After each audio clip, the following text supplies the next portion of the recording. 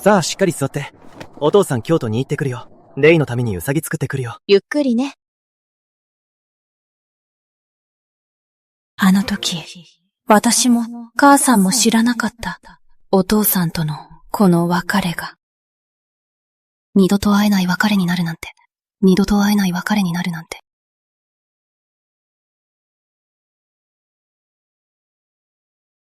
三輪の奥方は将軍が新しく迎えた愛称でとても大事にされています。この後、夫人に会う時の礼儀で頭を深く下げてください。忘れるなよ。絶対に顔を上げて N 目を合わせるな。規則を破ったら大変なことになるぞ。承知しました。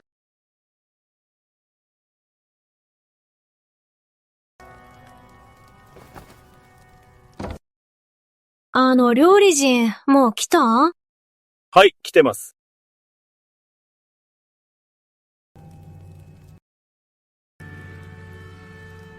顔を上げなさい。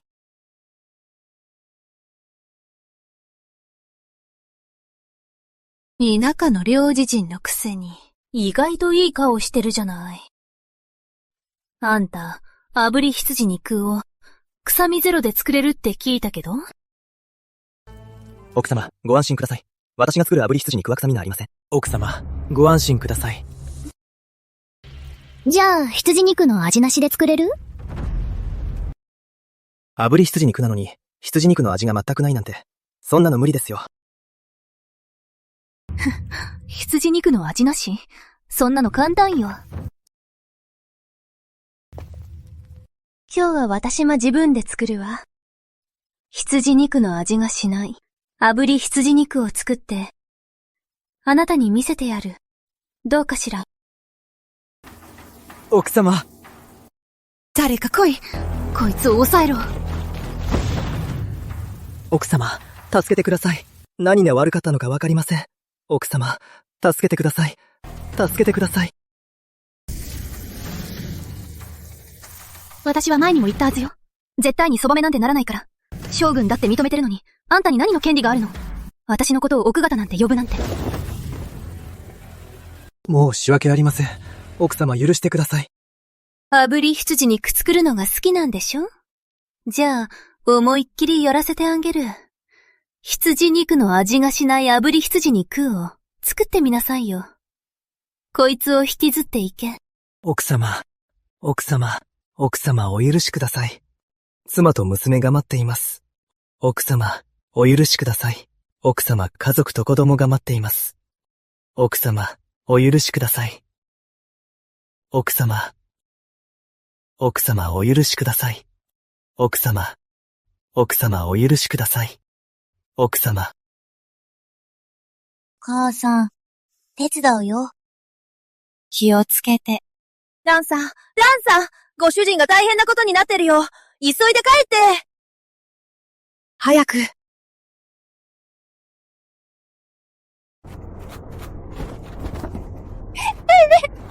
父さん！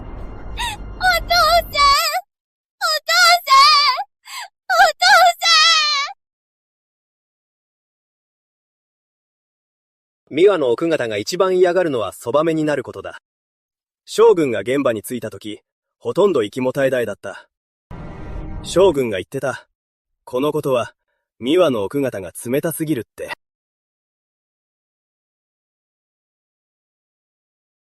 これは、こちらからの保証だ。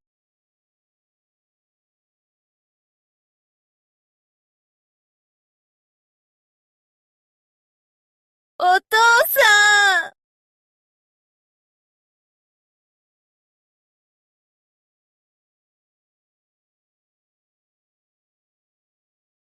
あの年結婚した時君に約束したよね。いつか、純金のお電話を送るって。三輪の奥方も悪いところはあったけど、でも、先に出現したのは村上さんだ。村上夫人。どうか大きな心で、今回だけはご容赦ください。所詮、弱い者は強い者に果てきはないんだ。村上夫人。分別のある方ですよね。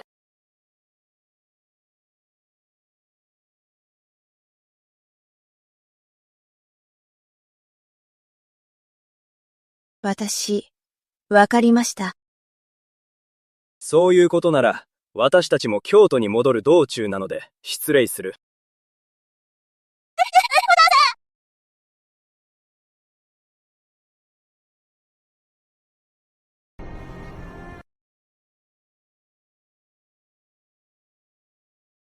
どうだ？人はすでに村上村にお連れしました。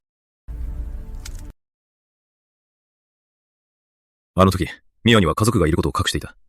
ずっと彼女を竹と生きていくと誓ったのに、ミアは今もそのことを忘れられずにいる。もういい。ミアはそばめ扱いされるのを一番嫌う。ま、よそ者が余計なことを言ったせいだ。屋敷の者たちにこのことは絶対に口外するな。もし誰かがこのことを口外しようものなら、その舌を引き抜いてやるぞ。かしこまりました。お父さんの全身の皮膚は7割もただれてボロボロだった。医者にはもう治療法はないと言われた。本当はお父さんはもっと前に亡くなっててもおかしくなかった。最後の一息まで頑張れたのはまだ母さんに伝えたいことがあったからなんだ。レイ、お水変えてきてくれる？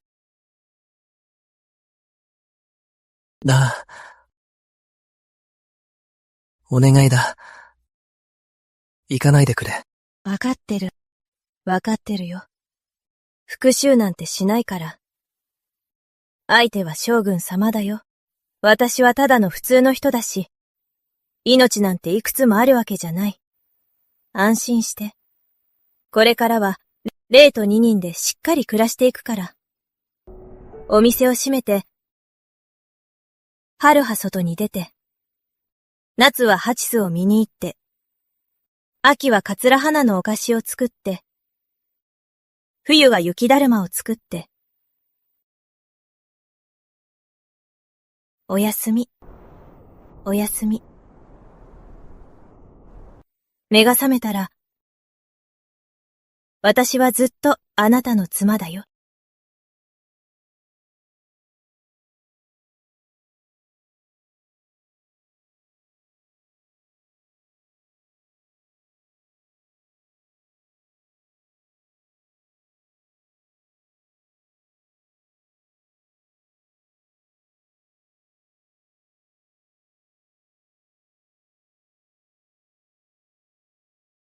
まだ家族も子供もいるんだ。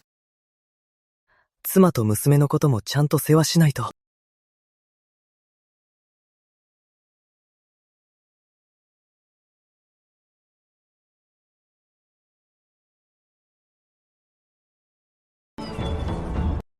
村上ババの家って、なんでいつも女の人が泣き叫んでるの？村上ババって、すごい腕を持ってるんだって。結婚した女の人でも、村上ババにかかれば、また見込んだ娘みたいになれるらしいよ。そうなの？じゃあさ、あなたもやってみたら？絶対、あんたの旦那が3日間は布団から出られなくなるよ。冗談じゃないよ。そんな命がけの苦労を得ぬ。私には絶対無理だから。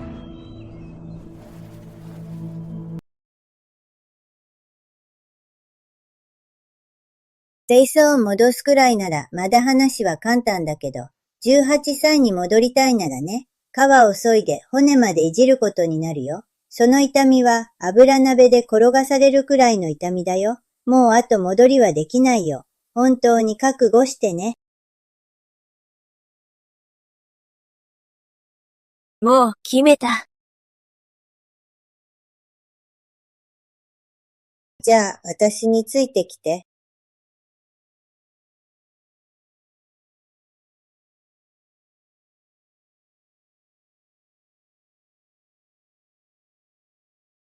お母さん。ここまでで送りとどけたよ。じゃあ、俺たちはこれで。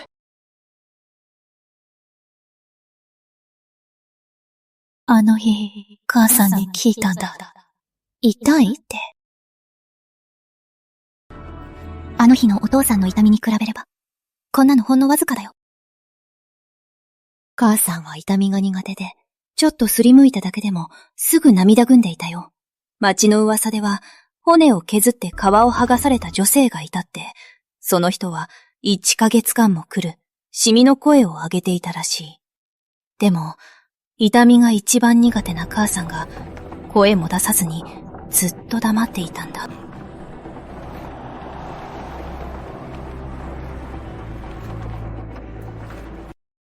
母さんと京都に来た。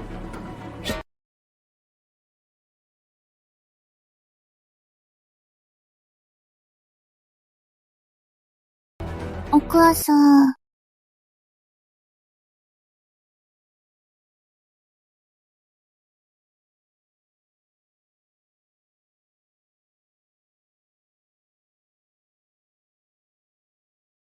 レイ、これからはもうお母さんって呼んじゃダメよ。お姉ちゃんって呼んで。どうしてかわかる？わかったよ。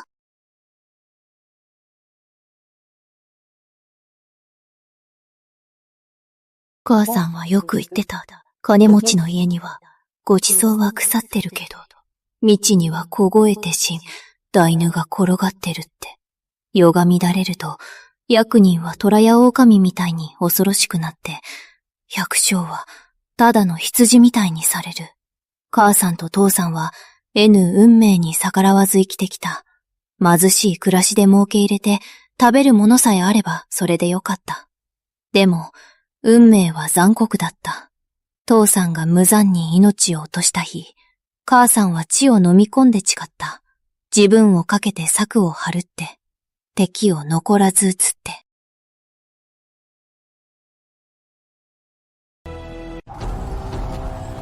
神谷将軍だ！神谷将軍が帰ってきたよ。神谷将軍、今回も勝ったぞ。南峰王国はさ、南峰大将軍が守ってくれてるから、俺たちは豊作で暮らせるし、平和に過ごせるんだ。神谷将軍ってすごくかっこいいって聞いたけど、私、まだ一度も将軍の顔見たことないんだよね。将軍に会おうなんて思わない方がいいよ。将軍邸には焼きもち焼きの愛称がいてさ、将軍をした娘たちを棒で叩き殺したこともあるんだよ。全部殺せるとでも思ってるの？顔を見てなくても、もう絵の姿を見るだけで、ただものじゃない雰囲気がある。あの人はまるで、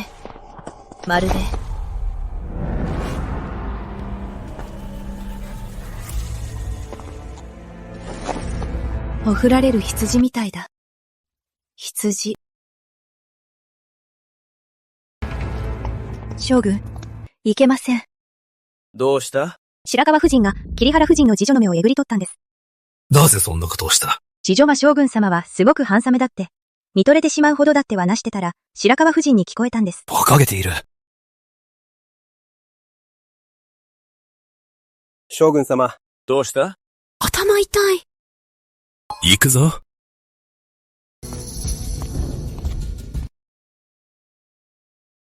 緑はどうなったの？もう死んでしまいました。え？次女なんてどうでもいいわ。死んだって別に気にしないし。あの子は私の付き添いの次女なの。付き添いの次女ね。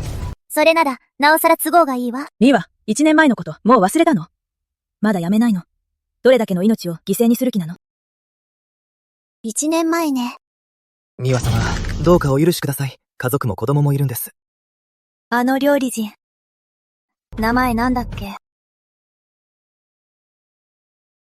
名前すら覚えてないの？去年のある日に食べた料理なんて、いちいち覚えてる？あんたなんて人間じゃない。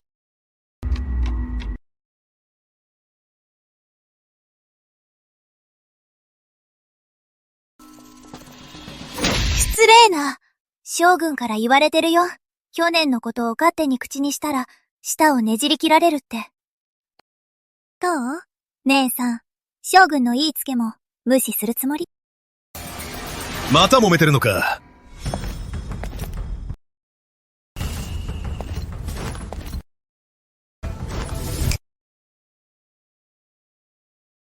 サタマニーさん、サタマニーさん。次女のことで姉さんが私にすごく怒ってるの。ねえ、見て。彼女にちゃんと教えようとしたら、手まで痛くなっちゃったの。吉野。将軍。ひざまずけ。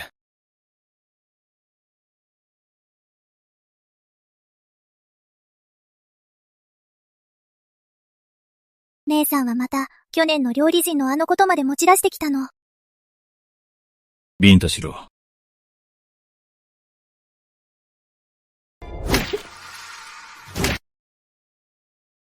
やっぱり知ってた。いつでも私を甘やかしてくれるもんね。今後事情を罰するときは、ウリに出せばいい。命を奪うようなことをするな。神帝は、下の者を厳しく扱うのを何より嫌う。もし宮中に知れたら、私の名誉に傷がつく。わかった。もういい。これからは次女のことで、美和と揉める必要はないよ。はい。薩摩兄さん、どこに行くの？軍営でまだちょっと用事があって片付けてるから。俺。ちゃんと待っててね。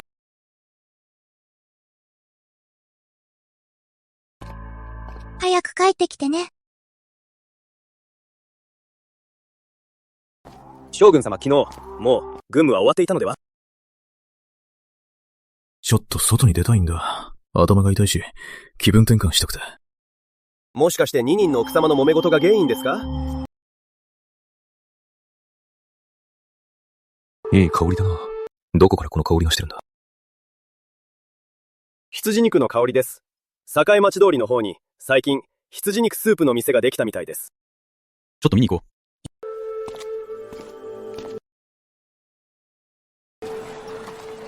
羊肉スープを2つ。はいよ。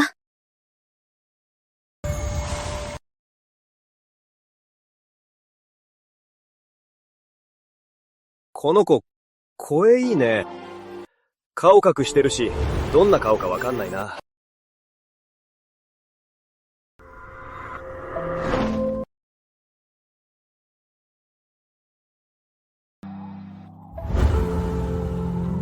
ミアも前にこんな風に顔を隠してたの。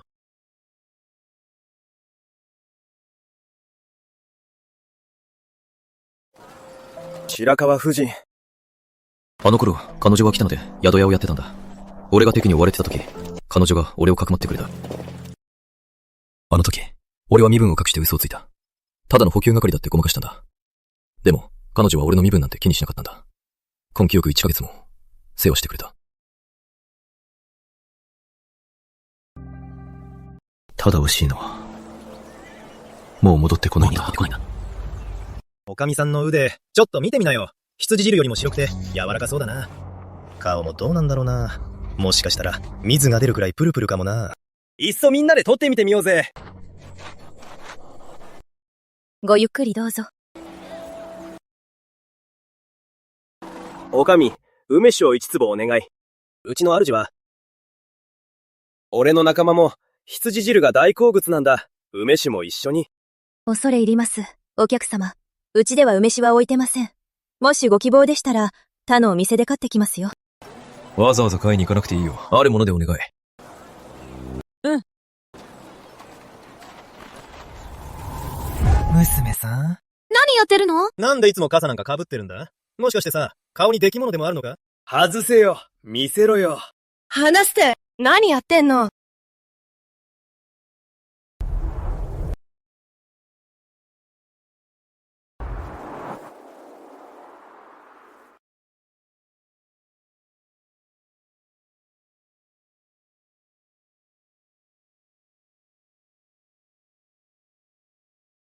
いい香りだな。大丈夫？助かりました。お前、何者だ？こんな真っ昼間にまともな女性に手を出すなんて、よくそんなことできるな。お前、何様だよ。余計なことに首突っ込むな。大胆な。俺たちは南峰騎馬隊の者だぞ。南峰騎馬隊？南峰将軍が引き受け兵だぞ。ここは南峰将軍隊の前だ。ここで騒いで将軍に迷惑かけるつもりか？うせろ。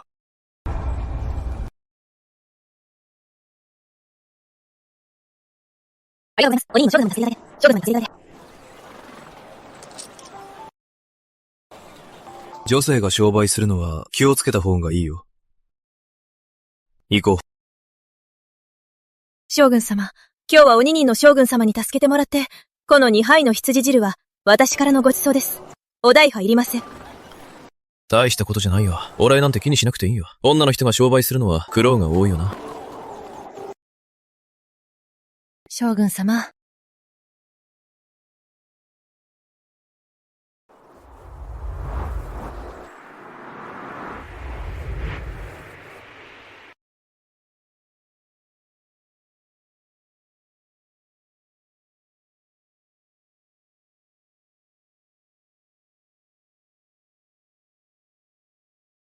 また来てくれるの？梅酒を温めておきますね。お礼をさせてください。また今度にしよう。次はいつ来てくださいますか？明日な。待ってるね。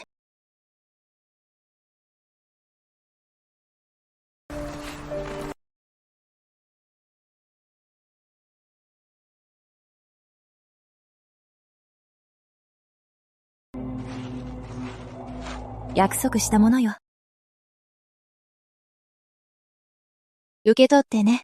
気にしないでください。あの頃、村上村で困ってた時、正信兄さんが毎日俺たちに羊汁をくれて腹を満たしてくれたんだ。彼は、俺たちの恩人だよ。そうだよ。京都に来てから、正信家の羊汁が懐かしくてね。姉さんの羊汁、ありがとう。これから俺たち兄弟に何かあったら、いつでも声かけてください。遠慮なくね。姉さん。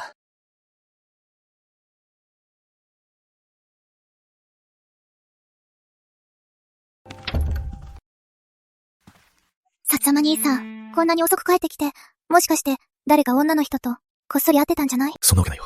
そんなわけない。そんなわけないよ。君みたいに色っぽい女とにいないよ。もう、ひどい。おいで。将軍様、どうぞお手をお清めくださいませ。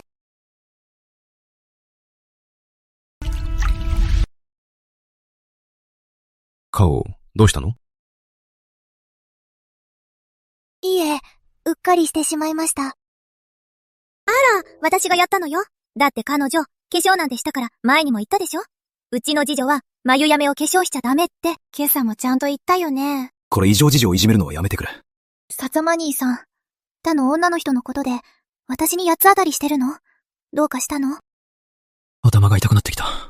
今日は早めに休もう。軍営の方で、まだやることが残ってるか？うん、わかった。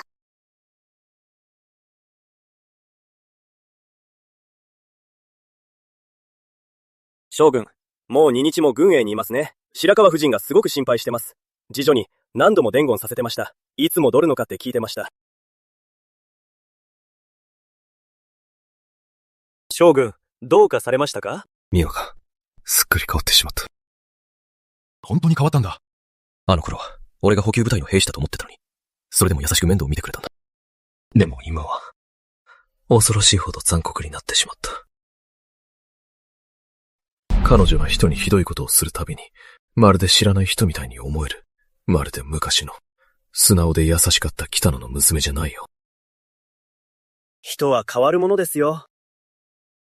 いや、俺が彼女に家庭があることを隠していたから、彼女はこんな風になってしまったんだ。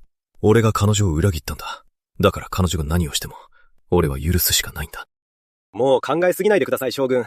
そうしないとまた頭が痛くなっちゃいますよ。ところで、ちょっと面白い話があるんですよ。面白い話？数日前、将軍が助けた羊汁屋の女将、覚えてますか？あの羊汁屋の女将ですよ。彼女、どうしたんだ？将軍、忘れてしまいましたね。その日将軍は、よく実また彼女の店で羊汁を飲むと、彼女はずっと将軍を待っていましたよ。気にしなくていい。ただ言っただけだ。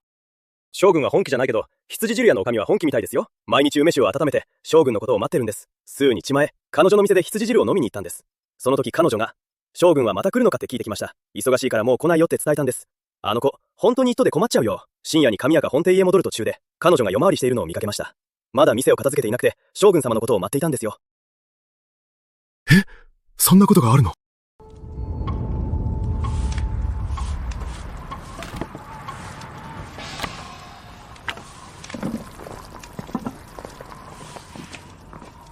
本当にいたんだ。お姉ちゃん、オンジーさんが来たよ！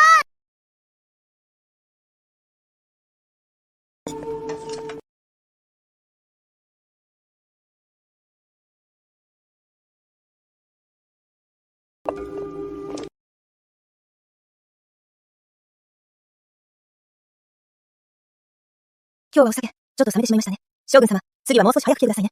お酒、ちょうどよく温めておきます。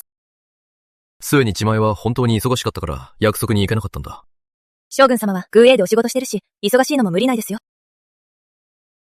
俺は軍営で、カテクサを運ぶだけの広報の兵士なんだ。ただの兵士さ。将軍様、自分をそんなに卑下しないでください。兵馬が動く前にカテクサが先に動くんです。北野を平定する時も恩人さんの功績があるんですよ。兵馬の動く前に、まずは糧草が必要なんだよ。広報の兵士だって立派じゃない。自分をそんなに低く見ないでね。将軍様。ちょっと気になっただけなんだ。火の用心乾燥してます。火事に気をつけてください。この刻になりました。もう密事ですよ。もうお客さんもいないよね。行こう。俺が送るよ。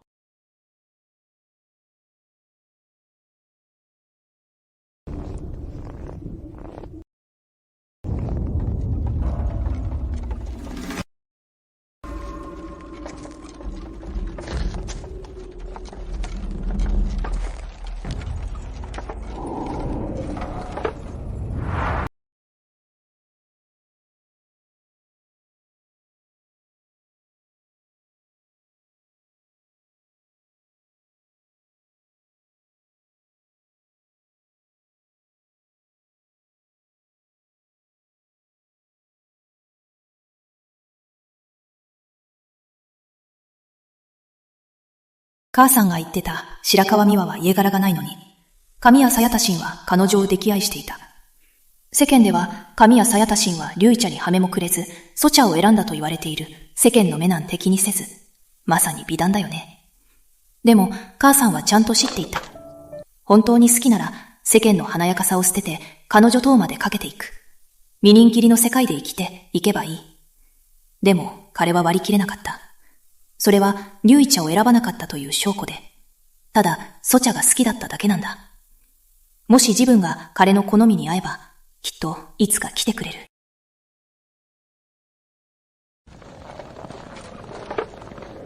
早く休んでね。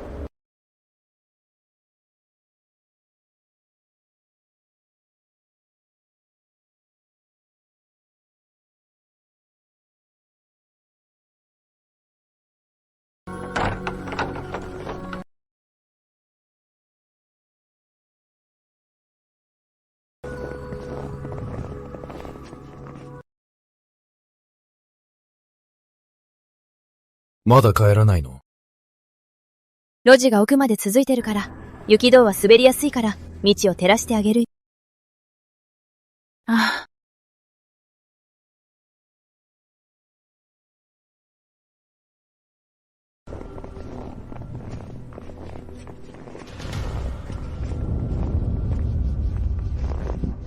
ここまででいいよ。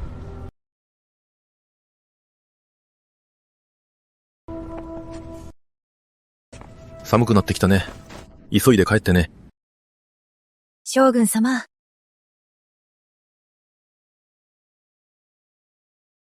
ねえ、明日も来てくれる？明日も来るよ。じゃあ、明日は、あんずわなしを温めて待ってるね。その後、サタシンは、母さんの店の常連になった。夜の闇に包まれてやってきた。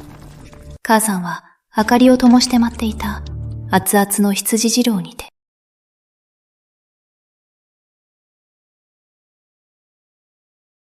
それから彼はよく来るようになって、時には夜になる前に来ることもあった。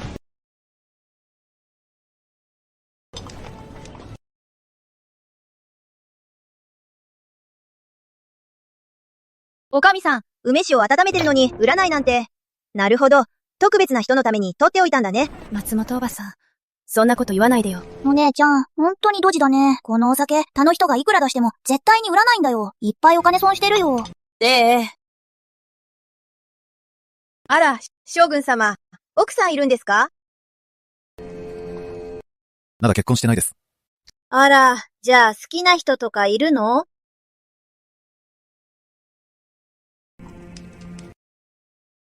いるよ。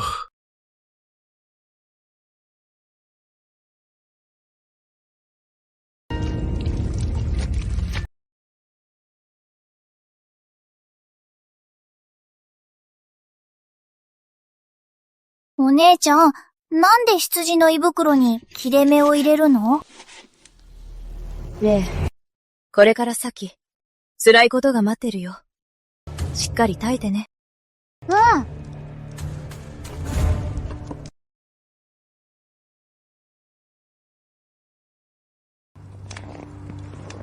これ、あなたに。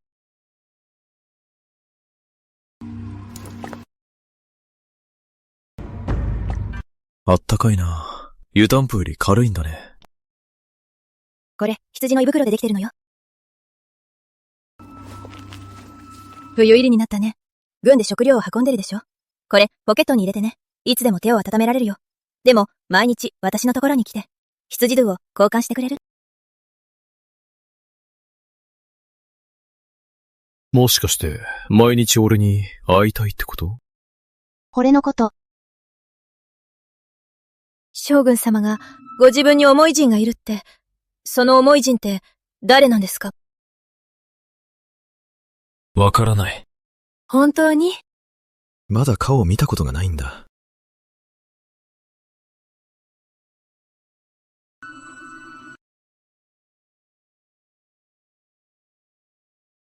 だから、君に会わせてくれる？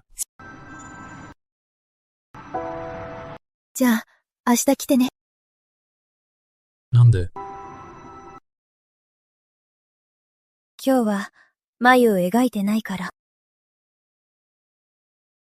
女は好きな人のために綺麗にするんだ。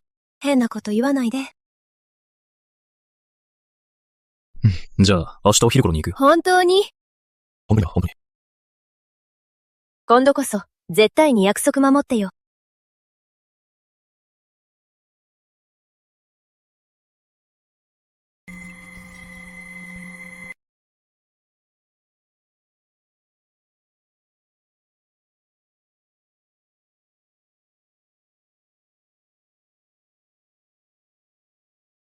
君に会いに行ってもいい？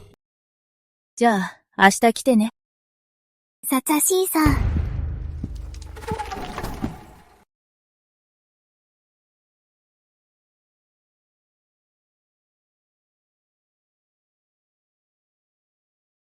サチャシーさん。何を隠してるの？別に。見せなさい。本当に、何でもないよ。嘘でしょ？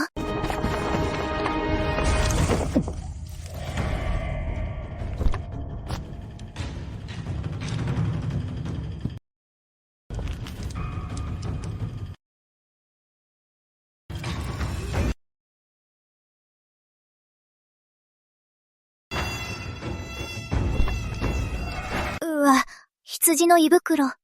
サカシンさん、なんでこんなの身につけてるの？別に。こんなもの、汚いわ。誰がくれたの？ミオ、私に文句言ってるの？私、そんなつもりじゃないの。カマニーさん、どこ行くの？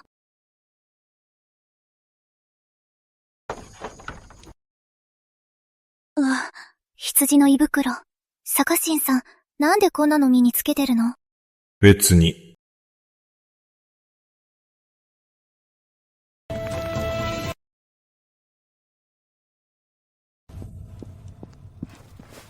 白川夫人。全部調べたの？調べました。最近将軍が戻ってくると、門前の羊汁屋で、羊汁を飲んでいます。羊汁。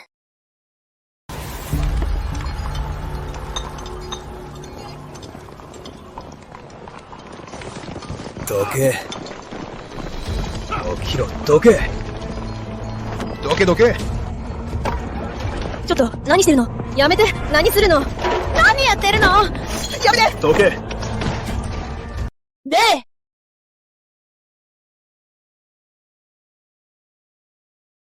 あの屋台をぶっ壊せ。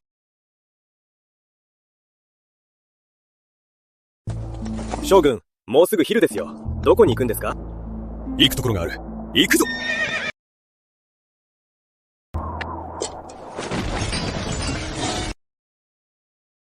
してるのよ！やめて！どいて！で！あんたか。神谷が本邸の前で羊汁なんて売ってるの？このいやらしい女、将軍をたぶらかそうとしてるの？何のことかわからないわ。お姉ちゃん、お姉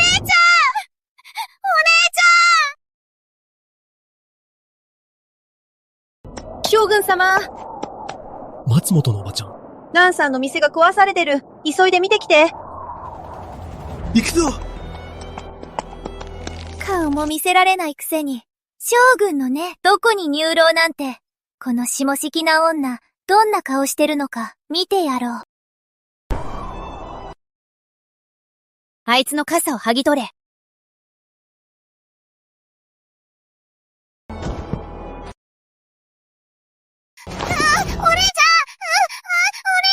で、これから先、てんなことが増えるけど、負けないでね。行くぞ。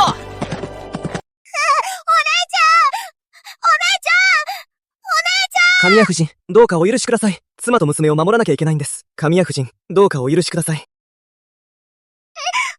ちゃん、お姉ち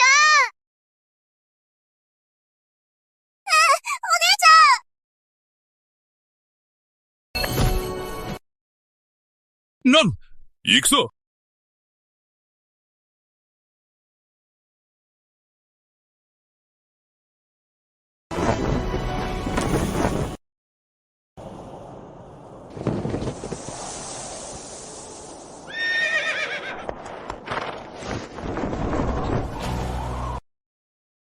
何をしている。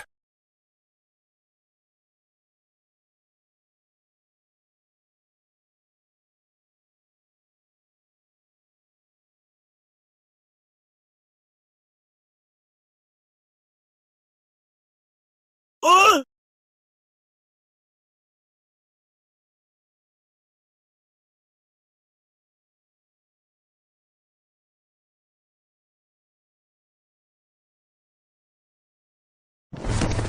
将軍様。さつまにさん。お姉ちゃん。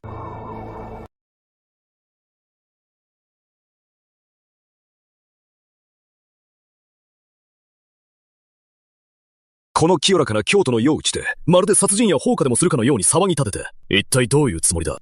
さつま兄さん。あの人たち、知り合いなの？君、どうしたんだ。私は将軍様とは面識がありません。さつま兄さん、本当に知り合いじゃないの？面識はない。それならいいわ。さざま兄さん、わざとじゃないの。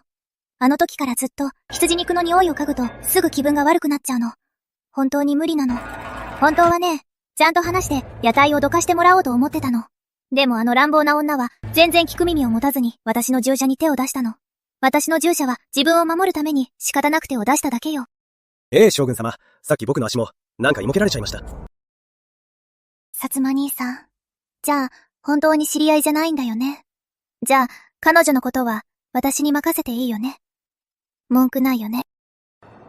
初音するっていうのか。お前、俺に約束してな。もう騒ぎは起こさないって。それ、全部忘れたのか。本当に全部忘れたのか。気に入らないなら、屋台をもっと遠くに移して、もう君の前に現れなければ、それで済むだろう。じゃあ、私がやっちゃうもん。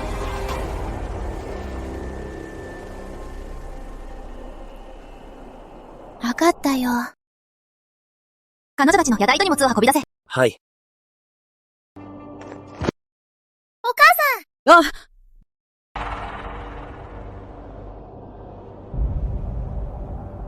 この者が将軍の正室様にご無礼を働きました。どうか将軍様、お許しくださいますようお願い申し上げます。今後は二度と将軍様の前に姿をあらわしません。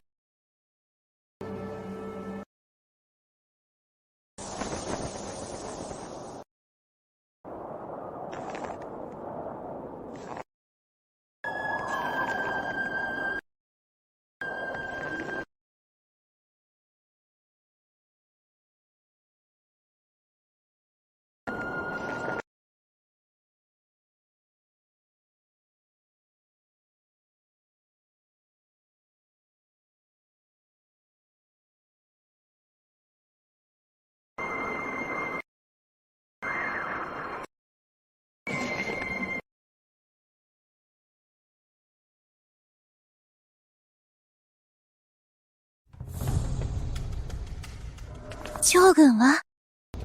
今日は、桐原夫人のところで食事してる。役立たず。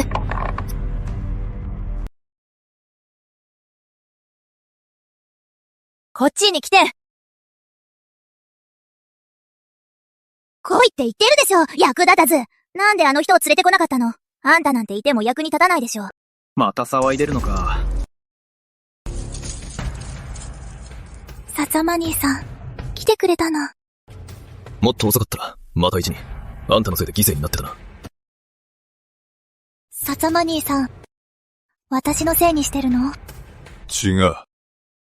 そんなことない。私が知らないとでも思ってるの？あんたとあの羊汁屋の女将、知り合いなんでしょ？あの日以来、わざと私を避けてるよね。普段は桐原夫人なんて見向きもしないくせに、今は彼女のところにいるなんて、日にちも彼女のところに泊まって、わざと私を避けてるんじゃない？私から逃げてるでしょ？羊汁屋の女将のこと、そんなに気に入ってるの？将軍のあんたがあんな女のために毎日羊の胃袋まで持ち歩いて、ポケットにまで入れてるなんて。君はもう彼女を追い出したでしょ。だからさ、本当にあの女のこと好きになったの？好きじゃないよ。殺人、忘れないでよ。昔は、私みんなに手約束したか覚えてる？羊売り娘みたいな子でも好きになっちゃうの？あんたの心ってそんなに安っぽいの？まさか、殴る気なの？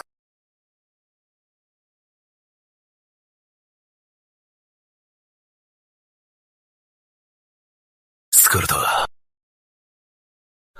頭が痛い。もう、俺の前に現れるな。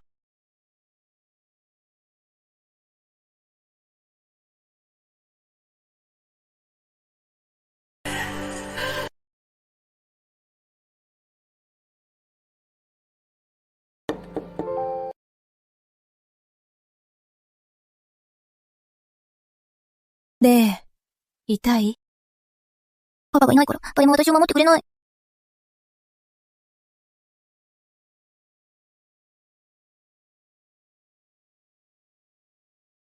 ちょっと我慢してね。お母さんにも薬つけてあげるね。お母さんのこの傷はね、薬を塗っても治らないの。神やらん、出てこい。レーヘでおとなしくしててね。外に出ちゃダメよ。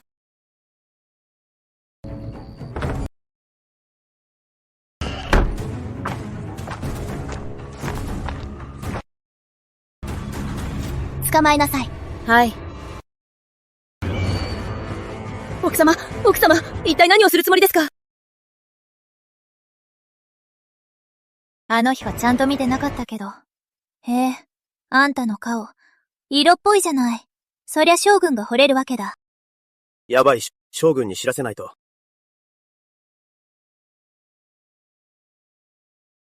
私は何も知りませんでした。あの方が将軍様だなんて、もし知っていたなら、絶対に知り合いになることなんてありませんでした。将軍だって知らなかったの？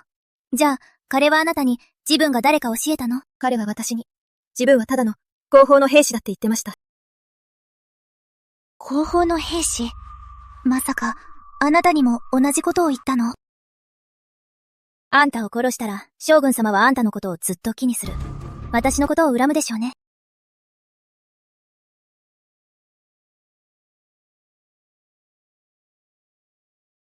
でも、あんたの顔を台無しにしたら、下間兄さんの気持ちを粉々にできるそう思うのよ。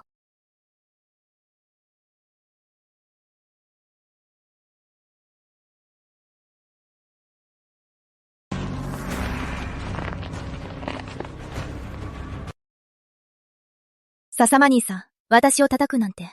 昔は私がちょっと具合が悪いだけで、頭が痛いとか熱があると、あなたは心配して朝の政務まで休んでくれたのに、今となっては、あんな女のために、私に手を挙げるなんて。止めないと。とんでもないことをしでかすだけだ。あなたが彼女を好きじゃなかったら、私が意地悪するわけないでしょ。馬鹿げてる！京都の女たちを全部集めても、君の半分も知って深くないよ。激しすぎる嫉妬？私がそんなに激しく嫉妬してるっていうの？そうよ。私は誰よりも嫉妬深いの世界中の女の中で、私ほど嫉妬する女はいない。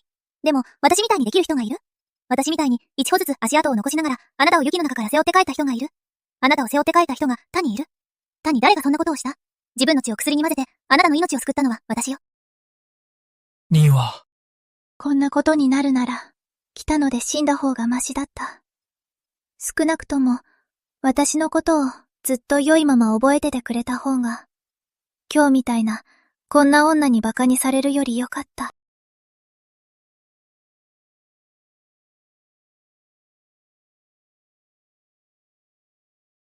いいに、羅生室のいる。彼女は名門の出身だ。私たちには、それほど深い感情はないけど、でも、離縁することはできない。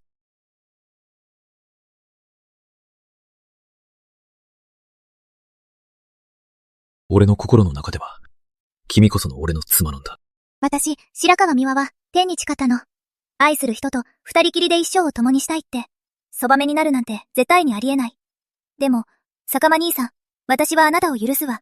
あなたが私を愛してくれるなら、私を敬ってくれるなら、世間が私をどう見ても気にしないわ。あなたが私を唯一の妻と思ってくれるだけでいいの。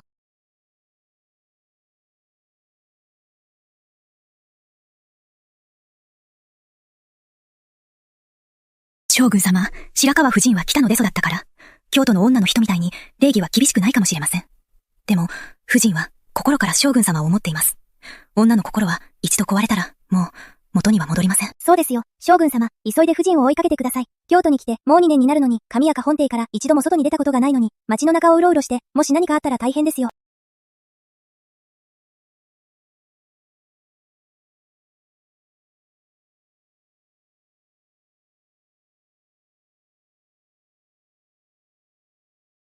ねえ、聞いた？将軍が店の翡翠を全部買って、三輪の奥方にプレゼントしたんだって。将軍様ってさ、三輪の奥方をすごく可愛がってるんだよ。昨日は三輪の奥方の誕生日でさ、将軍様が1000本も提灯をいっぱい飾って、三輪の奥方を喜ばせるためだったんだって。聞いたんだけど、最近将軍に近づこうとする女がいるらしい。その人、三輪の奥方の怖さを知らないみたい。昔ね、次女が一人いて、将軍様に惚れたみたいで、髪に花を刺して、将軍様にニコッと笑いかけたら、どうなったと思う？次の日、死体が井戸の中で見つかったんだって。顔中、傷だらけだったらしいよ。ああ、三輪の奥方なら、いろんな手があるよ。落ち着いたら、もちろん、何か方法があるさ。あの女をちゃんと片付けるよ。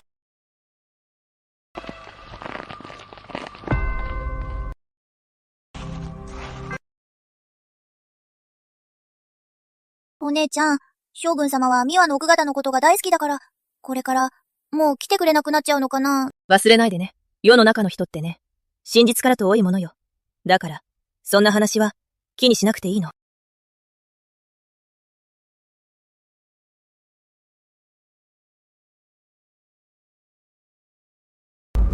閉店したのか？まだ開いてます。ただいま。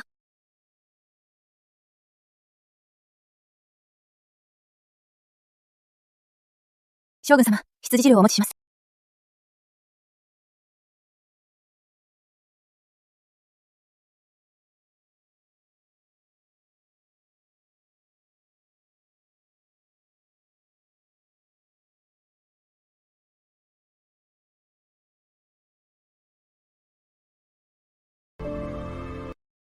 梅酒は？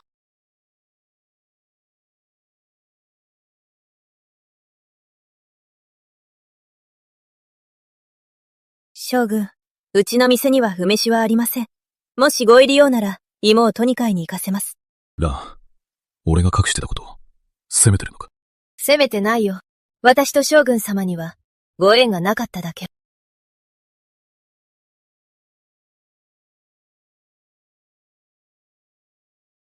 その傷、どうしたの？将軍様、やめてください。本当にごめん。君に隠してたこと、俺が悪かった。ミアは、俺と生死を共にした。彼女を裏切ることはできない。わかってる。だから私とレイは、来月京都を離れる。そんなに急いで行くの？私は白川夫人の心の中のトゲなの。私がここを離れなければ、あなたの毎日も、きっと辛くなるでしょう。すまない。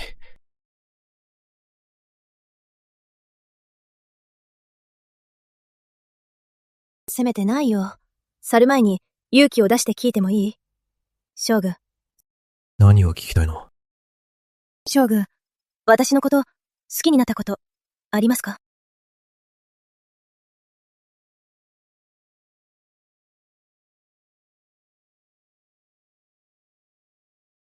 好きになった。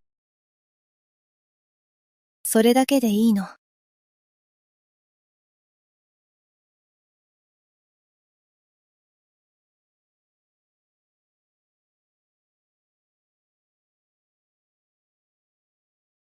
私には、将軍様に残せるものなんて何もありません。ただ、将軍様への気持ちだけです。もう行って、これからは白河夫人とちゃんとやっていってね。もうこの店も将軍様には閉じます。なあ。あの日から将軍様はもう来なくなった。ミオは母さんを結局許さなかった前のことがあったから。今回は穏やかなやり方でも心をえぐるような方法だった。みんな、集まれ。この家の中には女が住んでるんだ。この下着がうちの旦那のね。どこに残ってたんだ。恥知らず。そりゃ羊肉なんか売るわけだ。羊の匂いを体にまとって自分のいやらしい匂いを隠してるんだよ。もう3日も外で騒いでるよ。みんなお姉ちゃんのこと噂ばっかりしてる。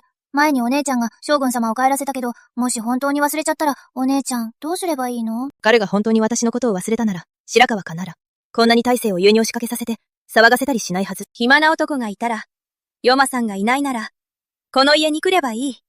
ここの女はさ。まったくだな。あいつ本当に臭いよ。パンツ脱いでトイレ行ったら、アリも倒れるくらい臭いんだ。本当にやらせてくれるのか？そりゃそうだ。そんなにエロいなら、俺もやってみようかな。やってみろよ。おい、まだ待ってるのか。さっさと扉をこじ開けろよ。開けろ男を連れてきたぞ。早く開けろ。そうだ。早く開けろ。将軍様。将軍様。どうした？西通りに急いで行ってみてください。蘭さんが大変なことになっています。なんだって？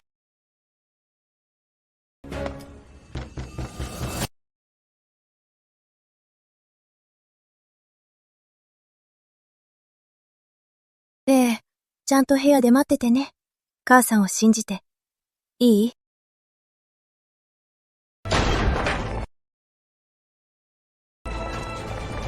あいつ、あの女だよ。こいつか。こんなに美人なのに。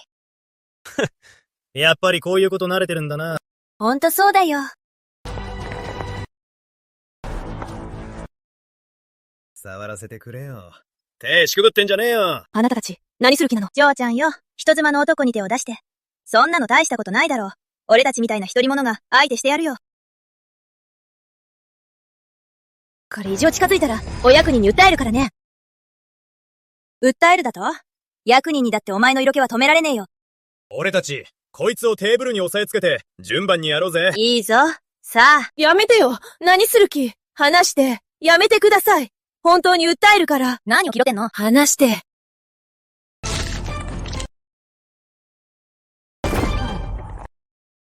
これ以上ひどいことしたら、本当に死ぬからね。死人が出たりしないよね。何をビビってんだよ。偉い人が俺たちの味方だろ。やれ。尻がる女。何を手しくぶってんの？やれるなら刺してみろよ。させよ。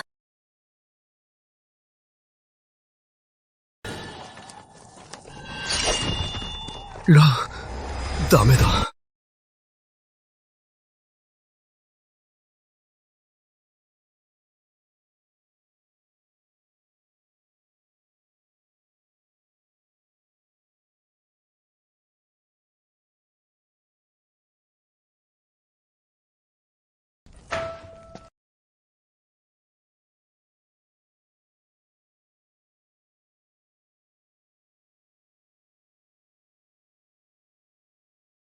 騒がしい連中は、もう人をやって連れ出したから、安心して。霊が将軍のために梅酒を得ぬ会に行った。将軍様、私の命なんてどうでもいいです。妹はまだ幼いので。どうか、お願いです。馬車を用意してもらえませんか？私と妹を今日から遠くへつれて行ってください。ミヤは本当にわがままだな。将軍様と白河夫人のご関係は深い絆で結ばれております。私がとやかく言う立場ではありません。どうかご容赦ください。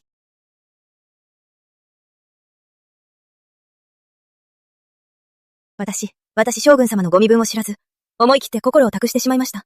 でも今は、ただ遠くへ行きたいだけです。将軍様と白河夫人が末永くお幸せでありますように、いつまでも仲良く。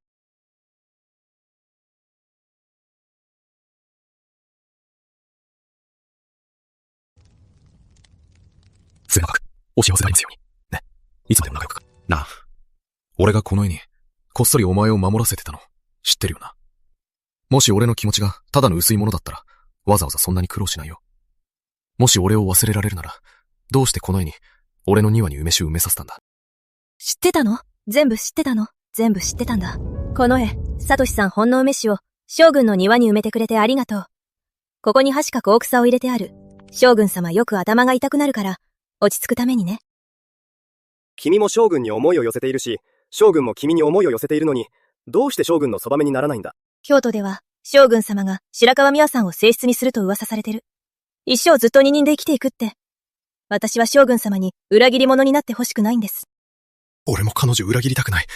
でも彼女の手を握るたびに、頭に浮かぶのは、あの日、栄町通りで傘が落ちて、その時のお前の姿なんだ。これで夫婦としてずっと幸せになれると思うか？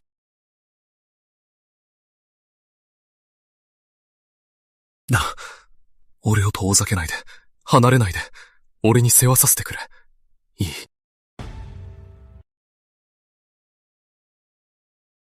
うん。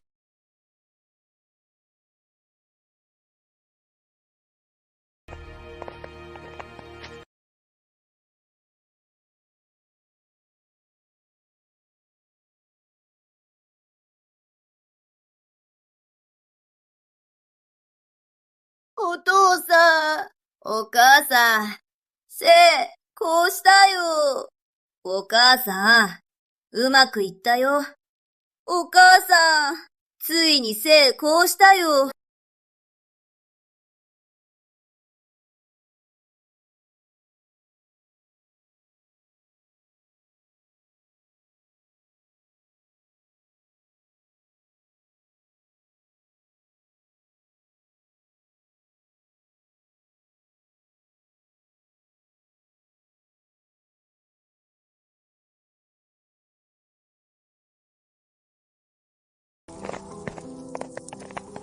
将軍、肩など入れおきました。馬にも餌をあげておきました。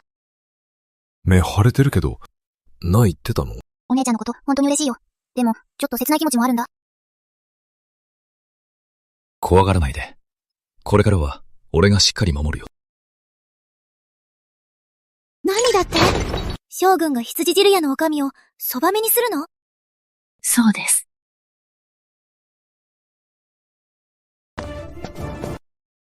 どこへ行くんだ？将軍に合わせて。将軍は今、新しい奥様を迎える準備中で、今はお会いできません。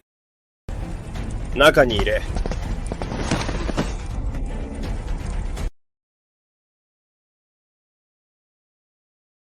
将軍からの贈り物です。中を見てください。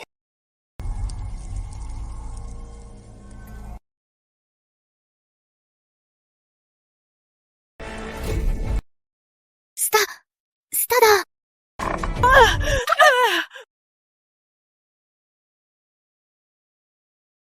奥様もう迷いはない。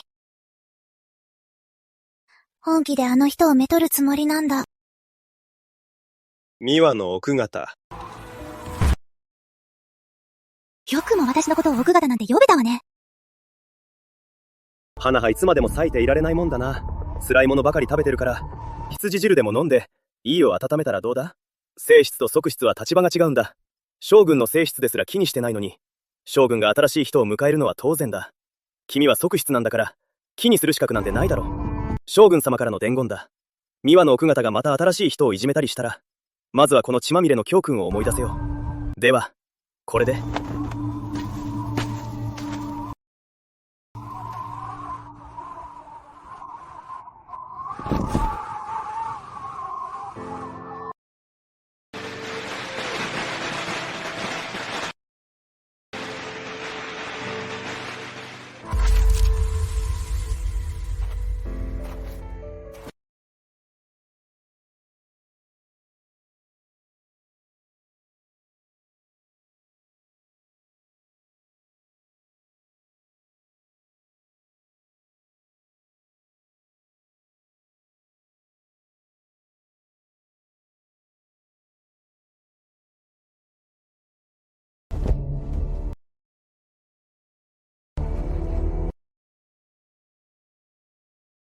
やっぱり下品ね。羊売り娘なんて。どんなに着飾っても、羊臭さは消せないわ。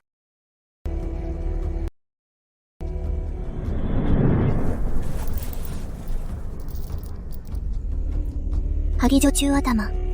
ここにおります。陛下は旧に軍営兵かれましたので、今日は将軍様はお戻りになりません。そばめを迎える件は、将軍様が白河夫人に任せましたよ。蘭の奥方屋敷には、入りたければまず夫人にお茶を出しなさい。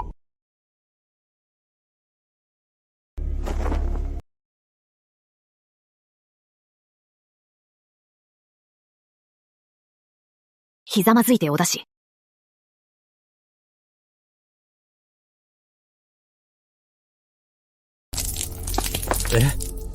何するのよ。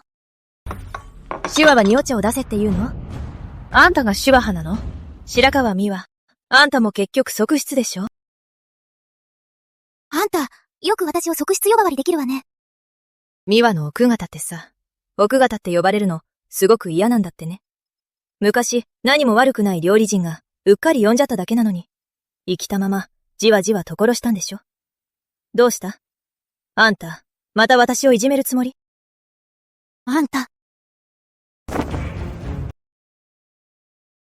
やっぱり、か弱そうにしてたのも、全部芝居だったのね。昔はあんたが好き放題して、私はただの犠牲者だった。今は立場が同じよ。これからどうなるか見ものね。最後に切られるのはどっちか。楽しみにしてて。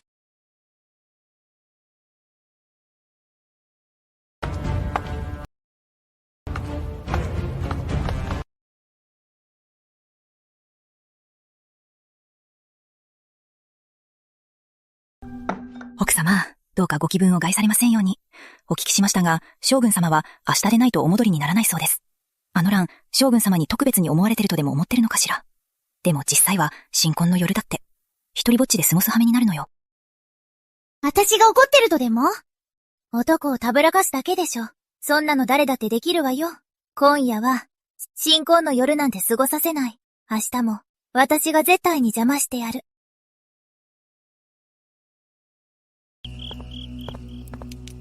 お姉ちゃん、もう休んだ方がいいよ。この江里さんが伝えてきたけど、将軍様は今夜は戻らないそうだよ。戻らないなら、ちょうどいいわ。レイ、一緒に人に会いに行こう。はい。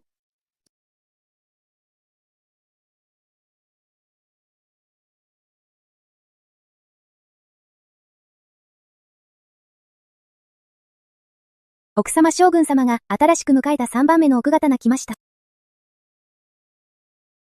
なんで来たの？どうして？はい。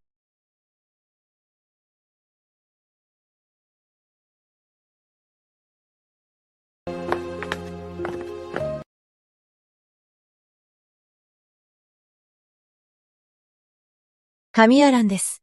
主母様にお茶をお持ちしました。礼儀はちゃんとしてるのね。でもこのお茶はね、私はいただかないわ。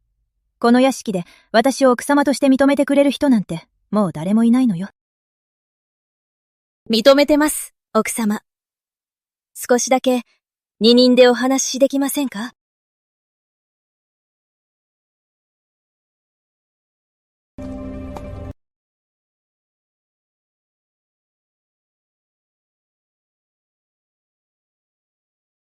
私に何の話があるの？礼、贈り物をいただいたのに、まだ奥様にお礼を申し上げておりません。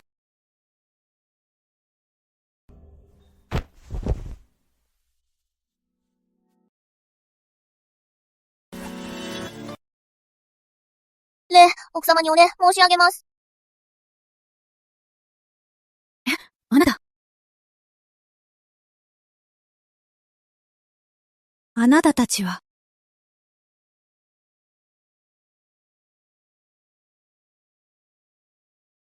あなたたち、誰？奥様がくださった金の腕輪を私が使っちゃいました。どうかお許しください。あなたたちだったのね。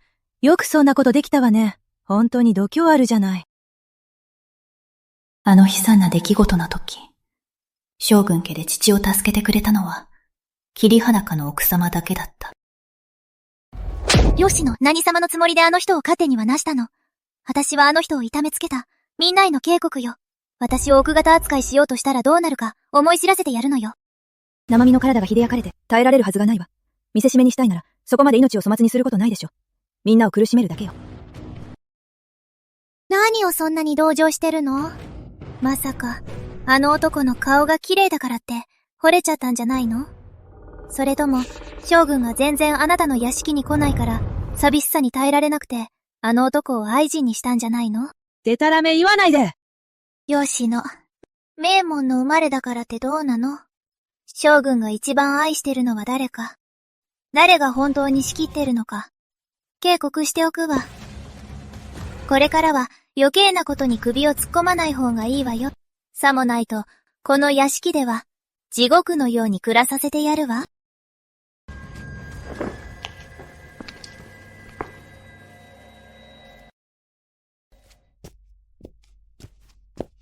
奥様。また殴られたの？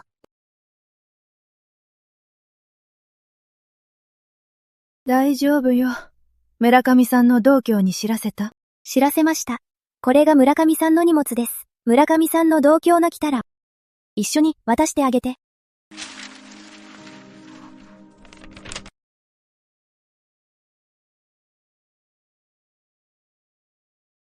奥様のために、金の出羽を飼う。霊のために、金のうさぎを飼う。この世の中に、こんなに一途な人がいるなんて、ちゃんと結婚した奥さんに、金の出羽を持たせるって、覚えてたのかな。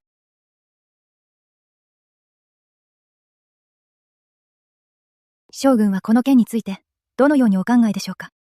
将軍様は、20両の銀を渡して帰らせろとのことです。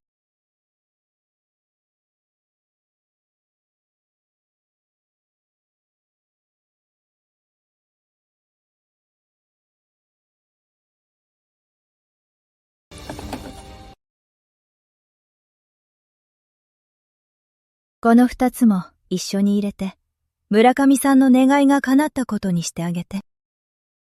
もう仕訳ありません。あの頃、屋敷で私も自分の思い通りにはできませんでした。助けた時には、もう生きがたえかけてた。奥様はお優しい方です。奥様のせいじゃありません。今回こそ、奥様にお願いがあってきました。私に何を頼みたいの？奥様、共に、奴らを殺してやりましょう。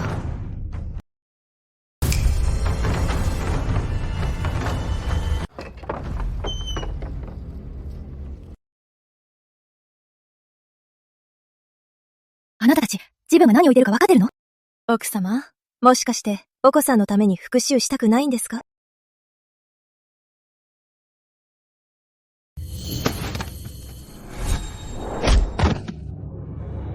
彼に奥さんがいるのは別にいいけど。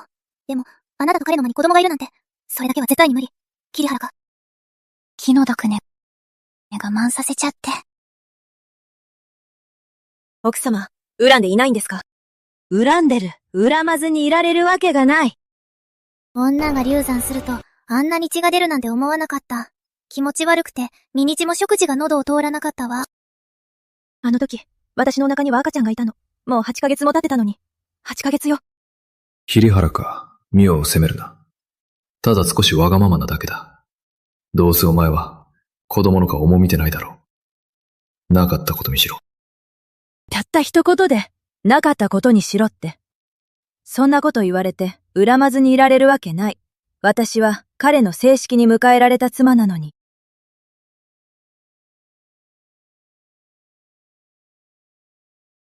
奥様、私と手を組んでくれませんか？一緒に戦いませんか？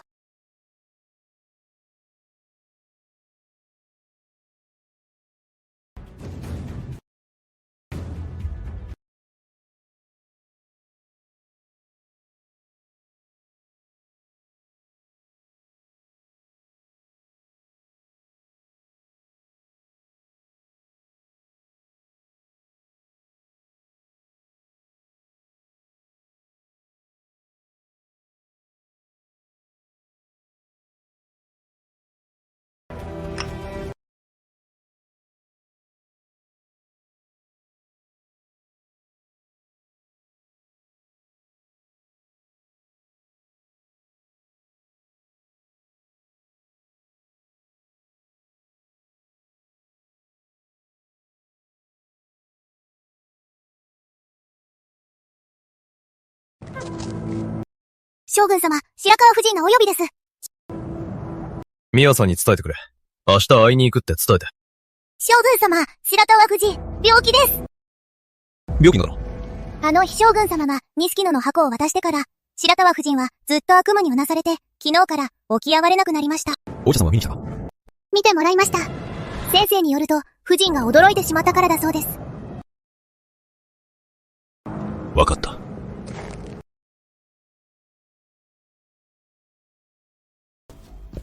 奥様、どうしたの？将軍、戻ってきたよ。美和さんのところに行ったよ。焦るのも当然よ。何を書いてるのそれ。薬方よ。聞いたところによると、奥様の兄さんは太し医院に勤めているそうね。この薬方には奥様の協力が必要な薬が2つあるの。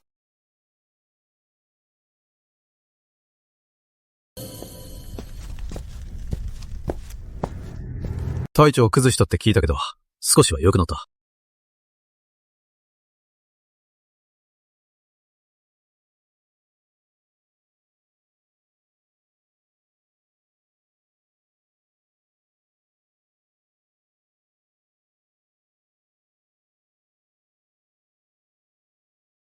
病気だって聞いてたけど、なんでそんな格好してるんだ？サマニーさん、昔、私が男装して軍に入ったこと、覚えてる？もういい。俺は行く。サマニーさん、行かないで。私が悪かった。ここにね、従者にきつく当たって、嫉妬深くて、わがままばかりで、あなたとの絆を傷つけてしまった。覚えてる？昔、敵の狩猟が襲ってきたとき、私が体を張って、あなたを守るために毒矢を受け止め。それから、あなたは毎日、私の鎧を外してくれ。それどころか、私のことを思って泣いてくれた。絶対に、私を裏切らないって言ってくれ。あなたの心に他の人がいても、受け入れられる。お願い。サタマ兄さん、私たちの昔の絆を忘れないで。もっと早く心を入れ替えてくれてたら、前みたいに素直になってくれたら、誰かをそばに置くこともなかった。サツマニーさん、また、私の鎧を外してくれる？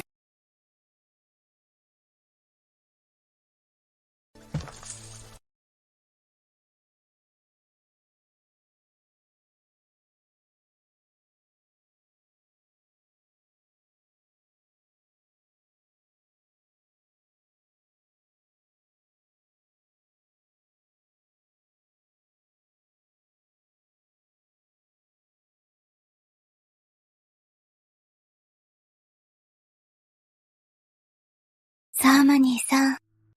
前に私のこと、狐みたいに色っぽいって言ったよね。じゃあ、今の私、どう？まるで、小狐みたいでしょ？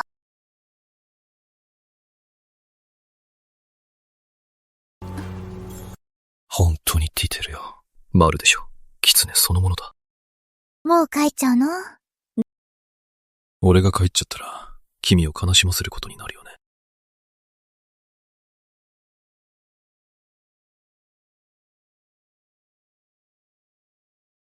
お姉ちゃんの羊汁って本当にいい香りだね。なんかすごく臭いわね。3番目の奥方じゃない。屋敷に来てから、将軍様は一度も奥方の部屋に来てないんじゃない？将軍様のご機嫌取りもしないで。よくそんな余裕があるわね。ここで羊汁なんて作って。萩姉さん。何をそんなに偉そうにしてるの？萩姉さん。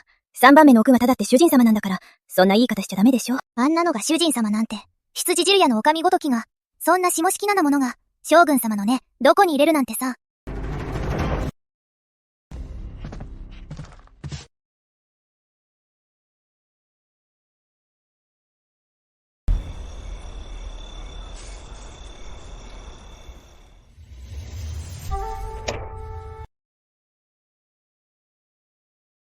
将軍様、どうしたんですか？大丈夫だ。今年の冬は本当に寒いな。いつも荒れているこの手なのに、まさか逃走ができてしまったんだ。ちょうどいいタイミングですね。3番目の奥方がご用意なさいました。手をぬくめるためにお使いください。3番目の奥方かか。神谷蘭が軍営に来てたのか。来ておりました。もう帰られました。食事を届けてすぐ帰られました。お仕事の邪魔にならないようにって言ってました。最近は、屋敷に急いで戻るばかりで、彼女のところに顔を出せなかったな。俺のこと、責めてないかな。3番目の奥方が将軍様を責めるなんて、そんなことないですよ。ほら、さっきも羊次郎にいてくれて、食事も用意してくれて、全部体が温まるものですよ。本当に心がこもってますよ。でも将軍様、お時間があれば、3番目の奥方の様子を見てあげてください。今日はちょっと咳をしてたみたいです。昨日桜井夫人の次女みかんに会いました。彼女が3番目の奥方のところを通りかかった時って言ってました。3番目の奥方を見かけたそうです。真夜中に提灯を持って立っていたって、将軍様を待ってたみたいです。きっと風邪をひいたんでしょうね。看護とに神谷らへ伝言するように、今夜覇所祭で私を待つように伝えてくれ。かしこまりました。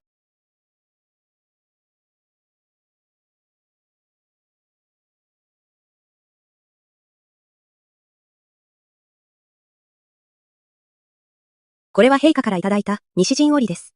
西陣織はとても貴重なものです。白河夫人に仕立ててもらって、お正月にお召しください。布は？これは蘭の奥方に届けるものです。ここに置きなさい。白河夫人、これは。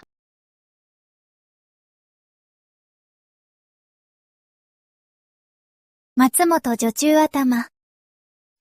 こんな寒い中、行ったり来たりで大変でしょう。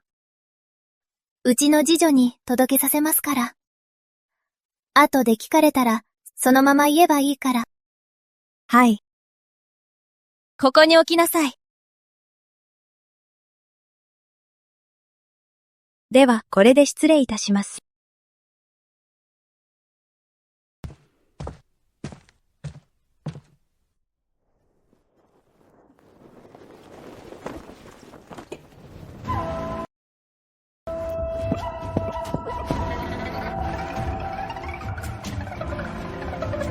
私と同じものなんて、あなたなんかが身の程知らずね。持って行きなさい。はい。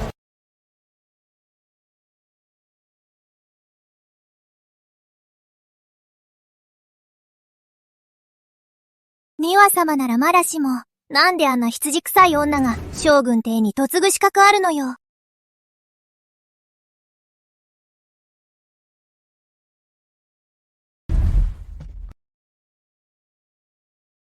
うちの奥様の命令よ。羊汁屋の女将の娘なんて、ボロ服なお似合いよ。将軍邸に嫁いだからってさ、うちの奥様と同じ立場になれると思わないで。うちの奥様と同じ立場になれると思わないで。あなた、私のことあまり好きじゃないみたいね。私には何してるの？昨日、私のこと悪く言ったの。全部聞こえてたよ。羊臭い女が将軍邸に嫁ぐなんて、誰があんたなんか好きになるのよ。で、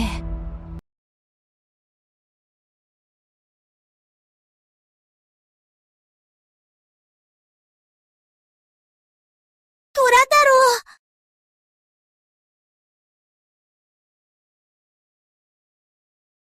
なんでうちの弟があなたのところにいるの？ねえ、もういいよ。虎太郎を連れて遊んできて。行こう。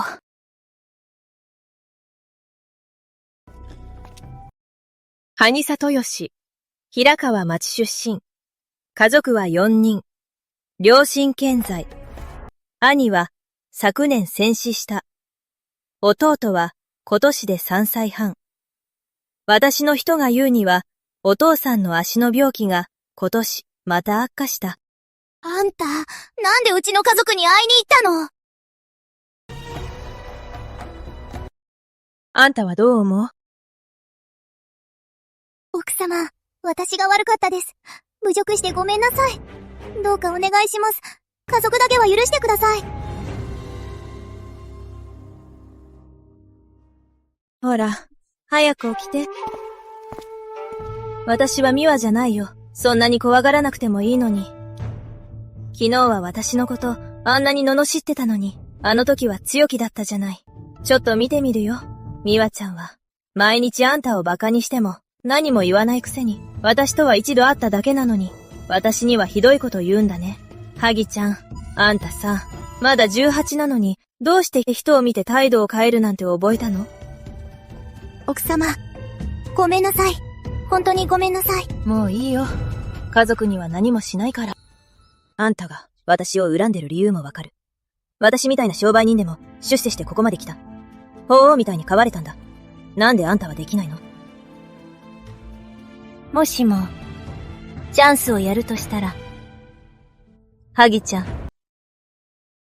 あんた、なりたい？奥様？どういうこと？ 3番目の奥方様、おめでとうございます。3番目の奥方様、心よりお祝い申し上げます。将軍様が今夜お戻りになります。詳細でお待ちください、とのことです。わかったわ。行きなさい。聞いたでしょ？将軍が今夜、私を部屋に呼んだの。ハギちゃん、私と同じように、将軍の側室になってみたい？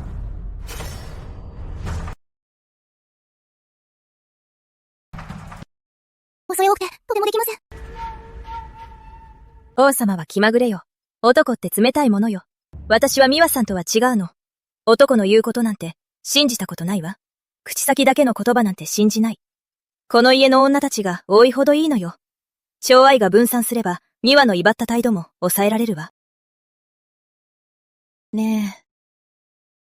こんな花のような年頃なのに、見惚れてくれる人がいなきゃ、この綺麗な顔がもったいないでしょ。もったいないね。美和に仕えてると、眉すら描けない。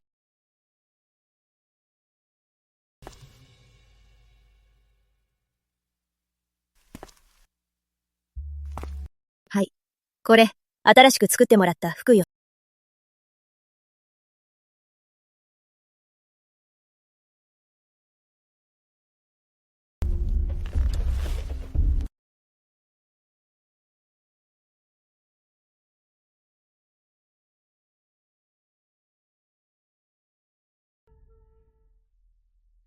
今夜は、しっかりお化粧して。将軍様が明かりをつけて、あなたを見たら、あなたが4番目の奥方よ。4番目の奥方。いつか奥方になったら、白川美和、神やらん。絶対にニンニンとも追い出す。将軍様。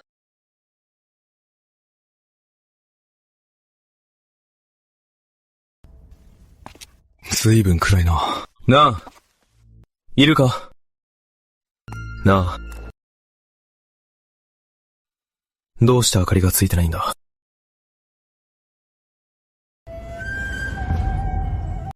いたずらするようになったんだな。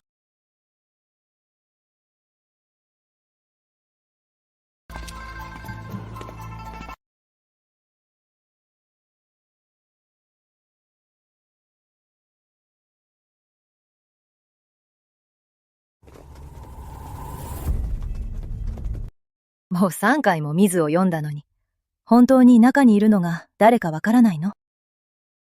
もしかして違和感を覚えてるかもね。でも、よくに溺れてるときは、止まれるはずがないよね。桐原夫人にも、この入れ替え作戦、手伝ってもらって助かったわ。あなたを助けることは私のためでもある。美和は自分のことを賢いって思ってるけど、部屋の次女の気持ちすらコントロールできないんだよね。もう萩女中頭に伝えさせてあるわ。今夜はあなたが急に重い病気になったことにして、お医者さんを呼んだって。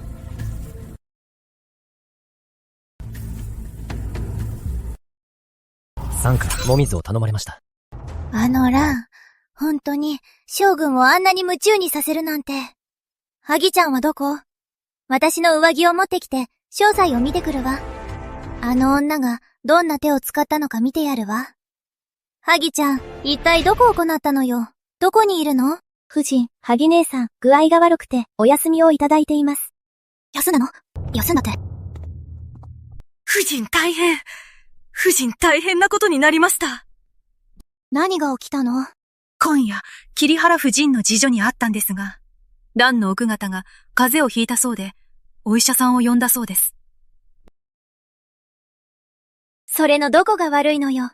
むしろいいことじゃない？でも将軍様が3回も水を読んだんです。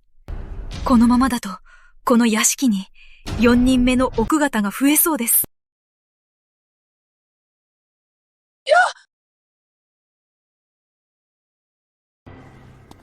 桐原夫人が言ってた。あの日の三輪の惨めな姿はずっと忘れないって。桐原夫人がまだ独身だった頃、神谷坂神は彼女に約束したんだ。もし結婚できたら、生きてても死んでも、ずっと一緒にいようって。神谷坂神の約束は、毒が混じった甘い蜜だった。喉を通るときは甘くて、体に入ると生き地獄のような苦しみになる。美和もついに、その毒入りの蜜の味を、今になって、その毒入りの蜜の味を知ることになった。美和もついに、その毒入りの蜜を味わうことになった。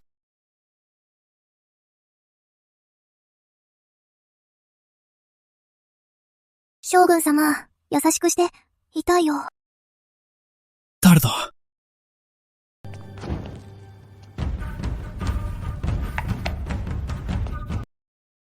美和か。あんたなのね。あんたみたいな女。なんであんたなのよ。この女。前からそう思ってたんでしょ。ずっとそのつもりだったんだよね。殺してやる。将軍、助けて！どうしたの？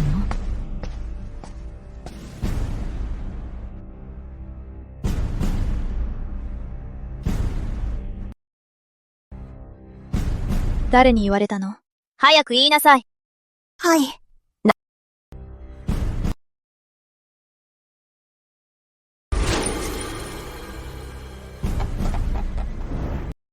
はい、私です。自分で来ました。指導に行った時、蘭の奥方の医者に会ったの。蘭の奥方が少し風邪気味だって聞いたわ。多分この次女もその話を聞いてきたんじゃないかしら。だから入れ替わったんじゃない？あんた、この女。将軍、今は将軍の女になりました。どうかお慈悲を助けてください。情けをかけろって。恩知らずの裏切り者、主人に隠れて、そんな恥ずかしいことして。そうね。ねえ、どこが好きなんでしょ？遊女野入ってやるわ。毎日毎晩。ねえ、どこでずっと。ねえ、どこで生きていけ。誰か来なさい。お兄様、少しお待ちを。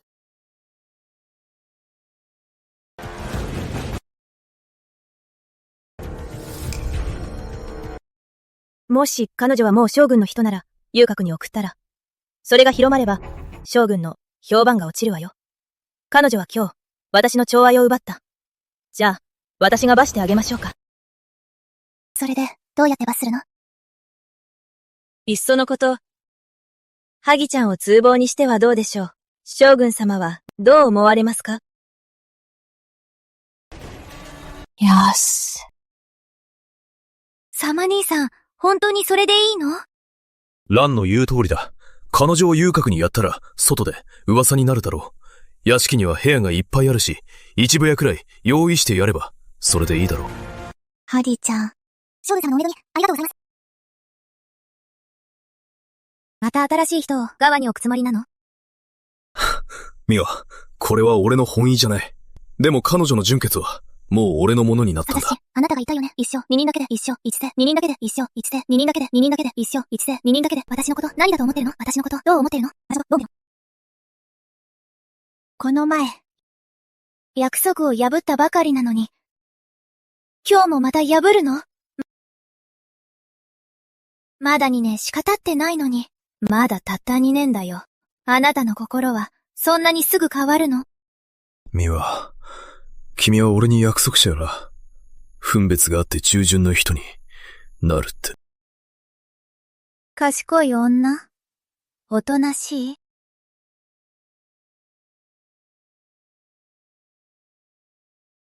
昔、あなたを助けるために、私は何度も生死の淵をさまよったのよ。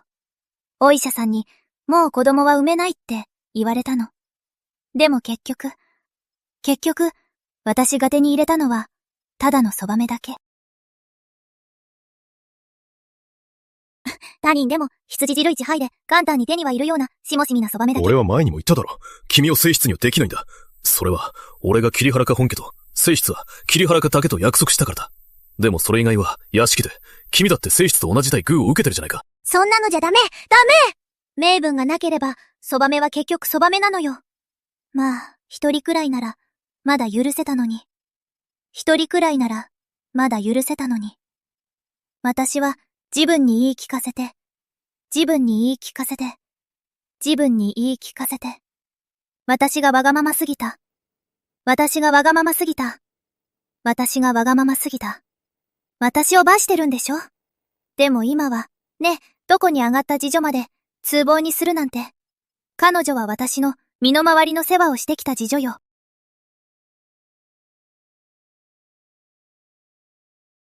サトシ、私のこと、本当に妻だと思ってるなら、ちゃんと私を尊重してくれてる？お姉様、そんなに怒らないで。私もこれから通報になったら、お姉様のお世話もできますよ。もしもいつか、運よく将軍様に側室にしてもらえたら。絶対にダメ！絶対にダメ！私は許しません。絶対に許せない。あなたのそばに他の女がいるなんて。あなたのそばに他の女がいるなんて。絶対に許せない。絶対に許せない。絶対に許せない。絶対にダメ。絶対に許せない。絶対に許さない。やめて！許さない！許さない！絶対に許さない！許さない！許さない！ミオ、頭おかしいんじゃないか。誰か来てくれ！早く誰か来い！止めろ！早く！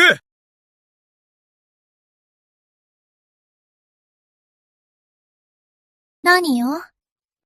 まさか同情してるの？そんな毒婦みたいなことをするなんて、恐ろしいよ。お前は本当に恐ろしい。連れて行け。二度と顔を見たくない。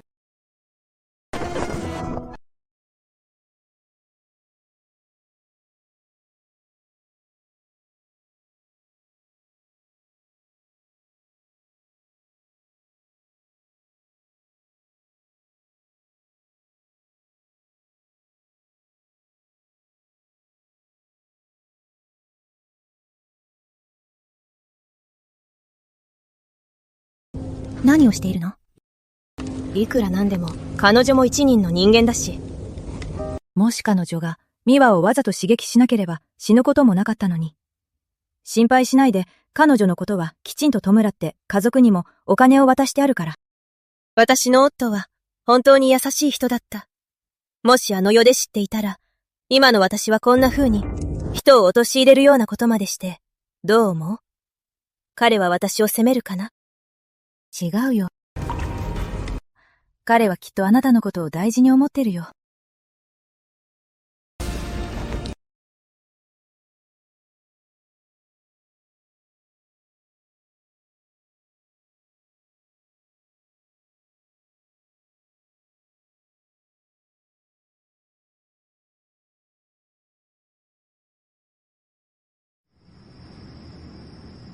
将軍のご指示通り、ミワの奥方を部屋に軟禁しました。府の者には余計なことを言わないよう命じました。なあ、あの日にいたのが、なんでハギだったんだ？将軍様、何を疑っていらっしゃるんですか？ハギが俺の寝室に来たいと思ってたのはわかるけど、でも、あんな大胆なことをするタイプじゃない。誰かにそそのかされたのでなければ、あんなことはできないはずだ。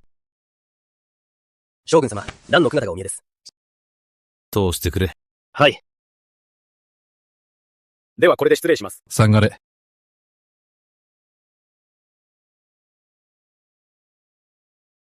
将軍様、飲んでみて。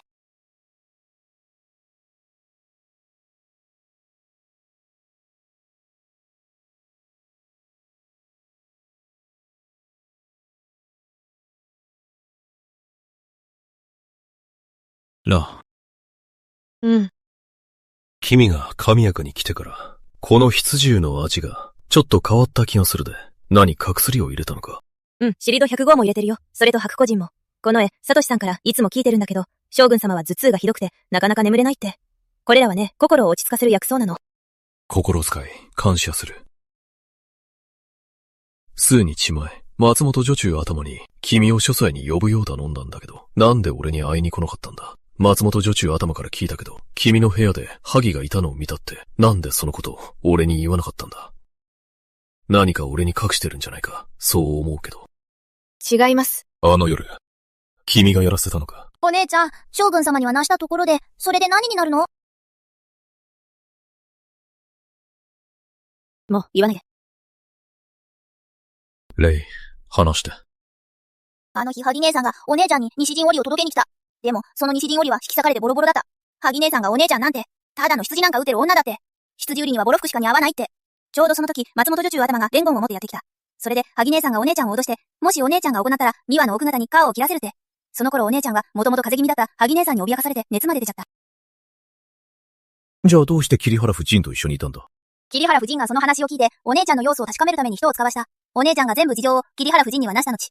桐原夫人がお姉ちゃんが将軍様に会いたがってるのを知って、お姉ちゃんに心配しなくていいって励まして、自分でお姉ちゃんを守って連れてきてくれた。そういうことか。誰が君の西陣織を割いたんだ？白川夫人しかいないでしょ、将軍様。一つ聞かせてください。お姉ちゃんが神垢にはいる前に、守るって約束してくれたはずですよね。でも新婚の夜には姿を見せてくれなかった。それに部屋に人を使わせて、お姉ちゃんをいじめさせたんだ。将軍様なんて嘘つき。例将軍様に無礼しちゃダメ。例の言う通りだ。俺はちゃんと君たちを守ってあげられなかった。ここ数日陛下が京都で閲兵式を行われていて、だから俺は家にも取れなかったんだ。蘭、俺のこと許してくれる？神垢にはいる前から分かってた。どんなに頑張っても、あなたと白川夫人の思いには届かないって。あなたのために、ずっと耐えてきたの。蘭が本当にけなげだね。けなげすぎて、胸が痛くなるよ。美和が蘭みたいに少しでも素直だったら、この家も毎日こんなにバタバタしなかったのに。白川夫人も、いつかきっと、分かる日が来ると思う。今後は、もう夫人と呼ばなくていい。彼女は俺のそばに過ぎない。あんな腹黒い女を、俺の妻扱いされたら、俺の顔なんて、どこに向ければいいんだよ。はい。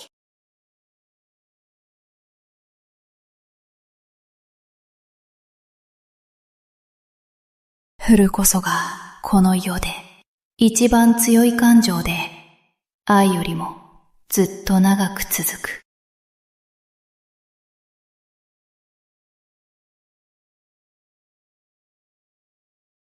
フラっていうのは、大抵深い水の底にひっそりと潜んでいて、静かで音もなく、誰にも気づかれないものなんだ。みんなが知っているのは、将軍邸が静かになったことだけ。坂神は毎晩は葉の部屋に来ている。ははは、いつも。羊汁と梅酒を用意して、彼の一日の疲れをそっと癒している。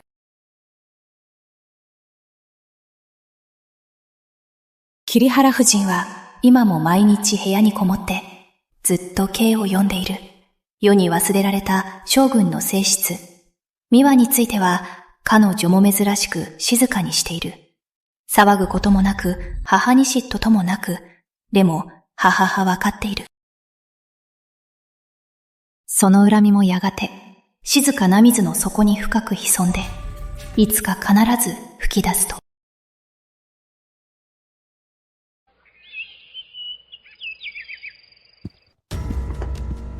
蘭の奥方、もう準備しなくていいですよ。このお汁、将軍様は今日は飲まないでしょうね。今日は将軍様、帰ってこないんですか？いえ、将軍様が白川夫人のお部屋に行くようにとおっしゃっています。はい、わかりました。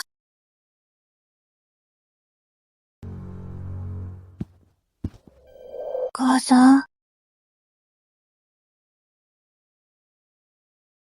ねえ、大丈夫よ、お母さん。すぐ戻ってくるから、ここで待っててね。母さん。お母さん、今まであなたに嘘ついたことあった？うん、わかった。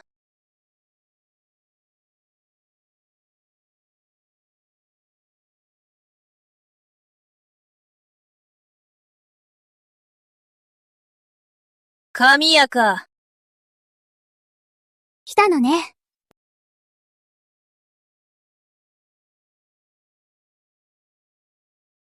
将軍様にご挨拶いたします。白川夫人にご挨拶いたします。蘭の奥方。やっぱりろくでもない女ね。その顔ったら、城壁よりも熱いんだから。美和の奥方、なぜ私を責めるんですか？自分で何したか、自分が一番わかってるでしょ。美和の奥方、何のことか、はっきり教えてあげますか？人を連れてきて。はい。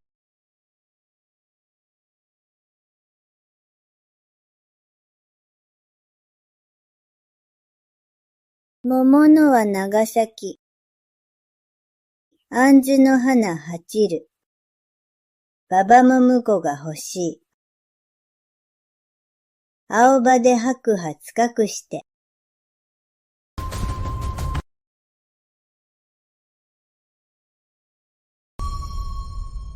老婆婆はまたお婿さんが欲しい。緑の歯で白髪を隠す。骨を削って、シワを消して、眉を描いて、おばあさん聞くよ。どんな男の人がいいの？おばあさんはにっこり笑う。将軍様にお嫁に行きたい。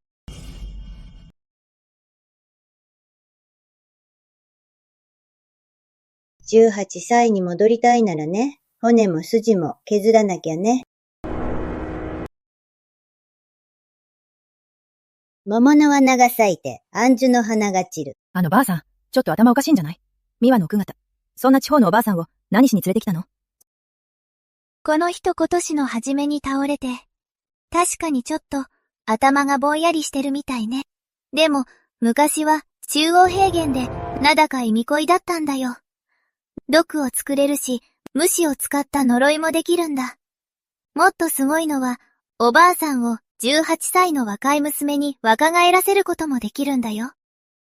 それに、結婚した女性を処女に戻すこともできるんだよ。私たちに関係ある？それがどうして私たちに関係するの？確かに、私たちには関係ないよ。でもね、これは神谷蘭には関係あるんだよ。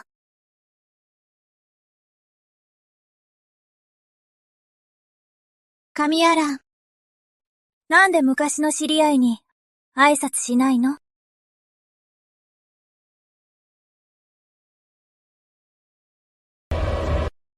美和の奥方、何のことかわからない。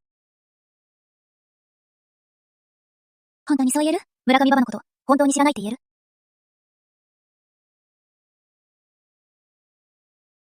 知らない。ちゃんと調べてみたよ。近所の人に聞いたら、もうずっと前に結婚してたってさ。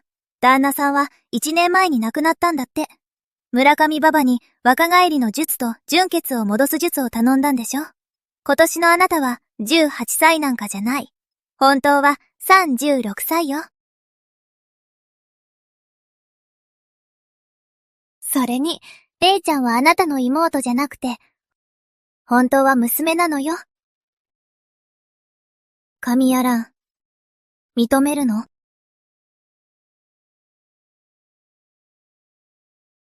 なんで美和の奥方がこんなデタラメで私を責めるのか、私にはわかりません。よく見て。この女、知ってるんじゃない？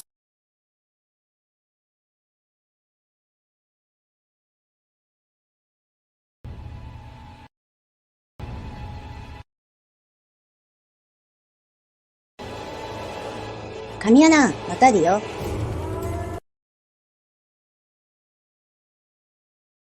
神谷蘭、羊汁屋の女将だ。旦那は死んだ。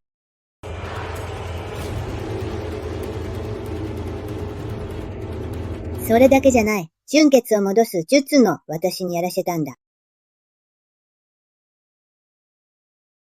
偉い人と結婚したくてさ、うちの村じゃみんな知ってるよ。どけどけ、神谷蘭、神谷蘭。あれが神谷蘭だよ。神谷蘭のことなんて、村上村の人はみんな知ってるよ。もし葉山兄さんが信じないなら、誰かを村上村に行かせて、聞いてみてもいいよ。神谷蘭、本当なのか？将軍様、信じてください。真実を話せ。私はそんなことしてません。美和の奥方が私をはめたんです。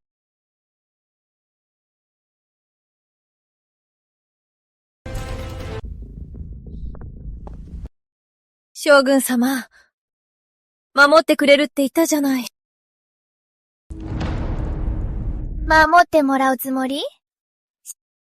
将軍様の気持ちをもてあそんで、彼の真心までもてあそんだくせに、まだ早妻兄さんに守ってもらいたいの？早妻兄さん。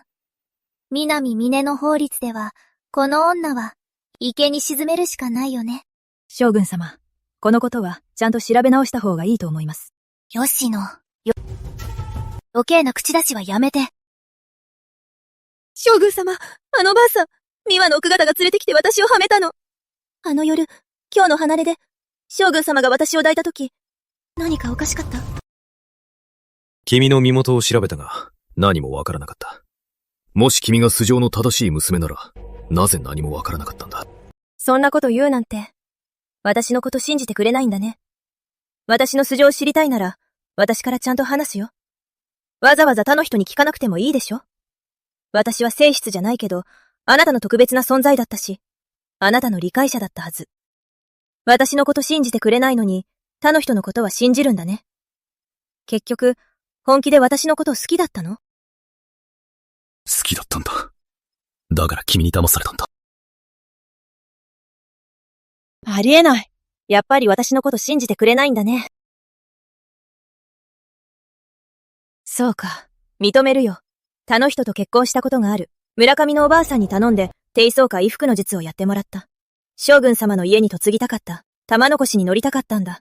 贅沢に暮らしたかった。お金持ちになりたかった。笹間兄さん、今の聞こえた？ほら、認めたでしょ？本当に嫁いだの？そうです。弁解しても聞いてくれないのに。今はもう認めたのに。それなのに、なんでまだ聞くの？そうか。それでいい。好きにしろ。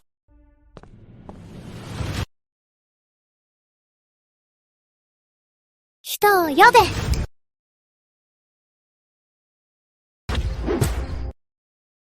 信吾、あなたの遺体を引き取る人が、豚の籠に入れて池に沈めてやるわ。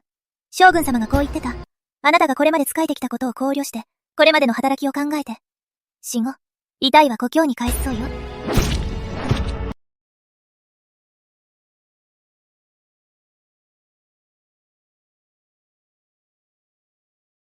気に食わないんでしょ？それに、あの日、萩ちゃんを商祭に行くよう勧めたのもあなたよね。私が彼女を殺したと思ってるの？私が狂ってるとでも？見せしめよ。萩ちゃんのあんな姿を見せれば、屋敷の女たちも、おとなしくなるってわけ。蘭、最近ずっと静かにしてたのはあんたに。私がもうやる気なくしたって思わせて、油断させようとしただけよ。密かに人を使って、あんたのことを調べたの。思いもしなかったけど、あんたは思った以上に大胆だったわ。私一人殺したって、他にも女がいっぱいいる。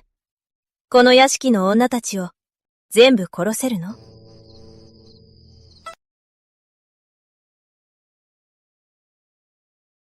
来るなら、殺すだけよ。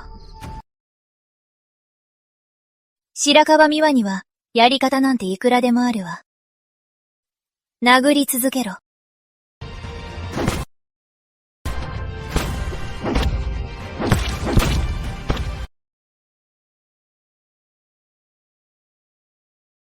蘭の奥方は焚き木小屋に閉じ込められた。わかった。将軍様、本当に蘭の奥方がそんなことをすると思われますか？ミワはもともと残忍だけど、こんなやり方で蘭を傷つけるなんて考えもしないはずだ。蘭が本当にやったなら話は別だけど。将軍様は美和の性格をご存知です。でも、私が知っているのは、蘭の奥方が屋敷に来てから、将軍様の頭痛もほとんどでなくなりました。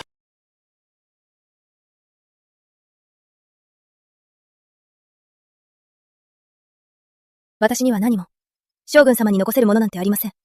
将軍様への思いしかありません。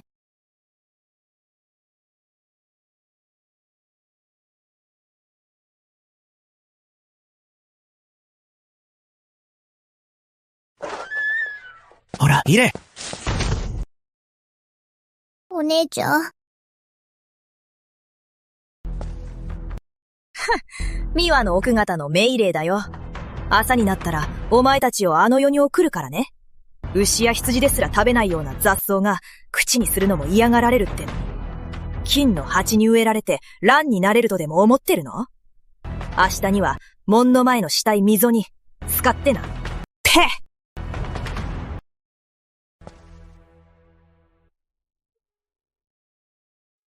お姉ちゃん、すごく痛いんじゃない？で、怖かったね。全然怖くないよ。お姉ちゃんは頭いいから、きっとうまく切り抜けてくれるよ。おいで。もう暗くなったね。ねんねしよう。うたちゃんはお腹いっぱい。目を閉じてねんねしよう。大きなお耳パタパタ。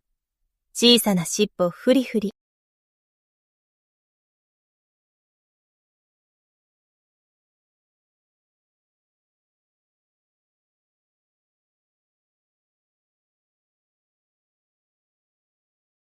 もう行っていい。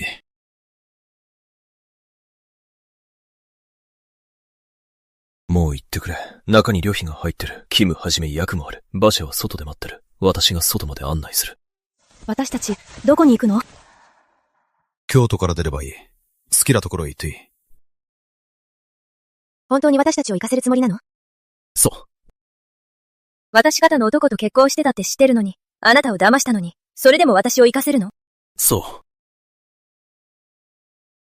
私があなたを騙したのに、責めないの？責めない。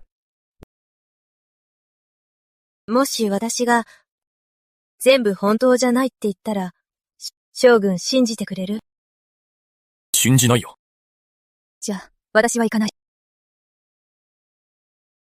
神原、隠してることも責めてないよ。そんな目に遭いたいのか。おめを背負うくらいなら、死んだ方がいい。ミオのことは、俺がよくわかってる。あの人が村上馬場を作って、君の潔白を証明するのって、絶対にしない。もし誰かお願いするなら、命を奪うだけだよ。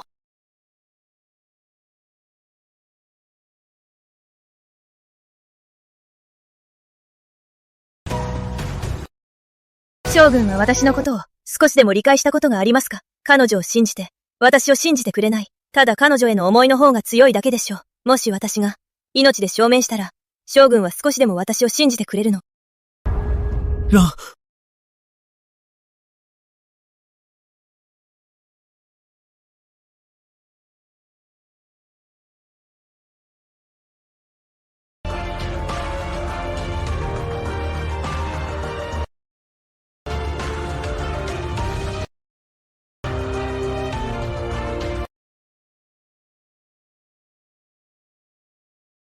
バカなことはやめて。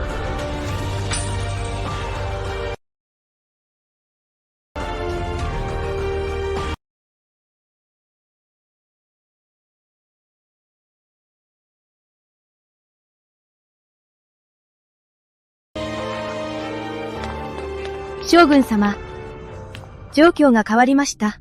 桐原夫人が村上馬場を止めて一番邸で過ごさせました。それから何か変だと気づいたみたいです。おかしい。どこが？桐原夫人が将軍様に直接見てほしいって。このことは蘭の奥方の名誉の真相に関わるかもしれません。蘭の奥方もご一緒にお願いします。お姉ちゃん。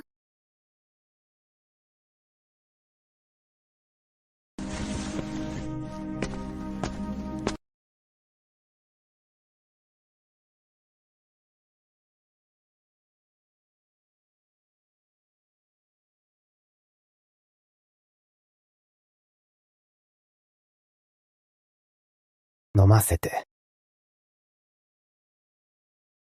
将軍様。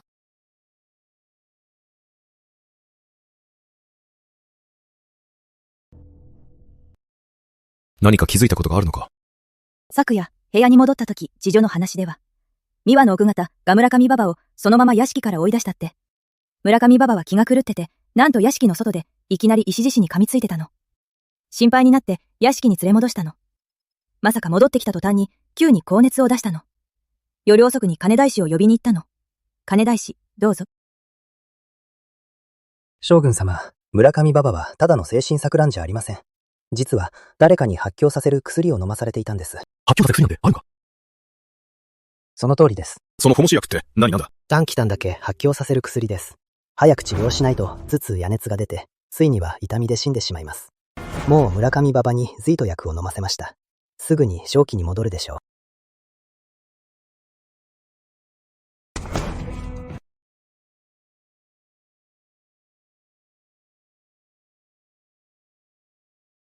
私、ここはどこなの？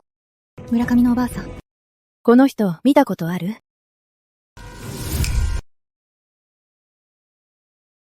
村上のおばあさん、この人見たことある？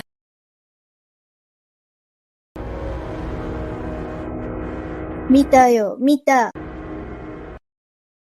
ミワの奥方が見せてくれた絵の中で見たんだ。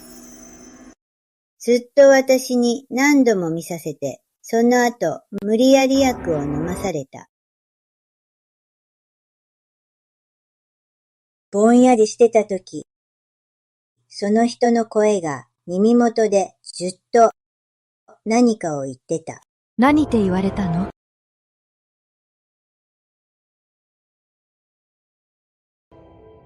桃のは長咲いて、梅の花が散って、おばあさんもお嫁に行きたい。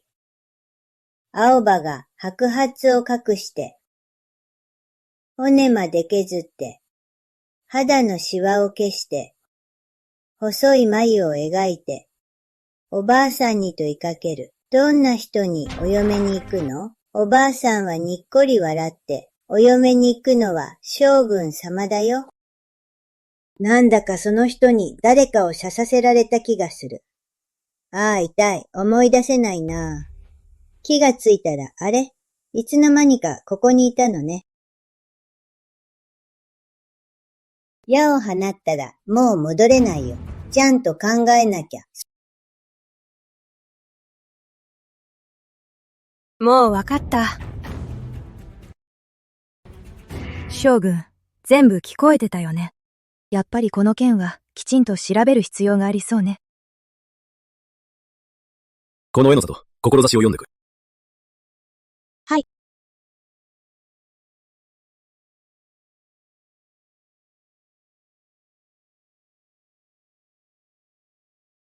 将軍。村上村へって調べてこい。蘭の奥方の素性だ。はい。さがれ。将軍、その手が。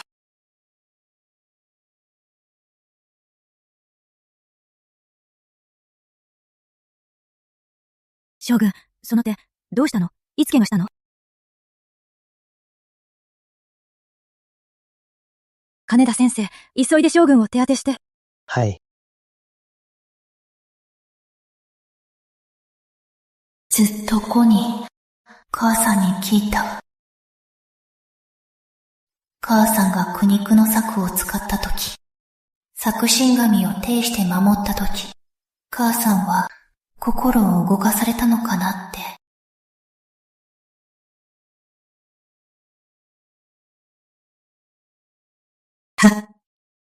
こういった。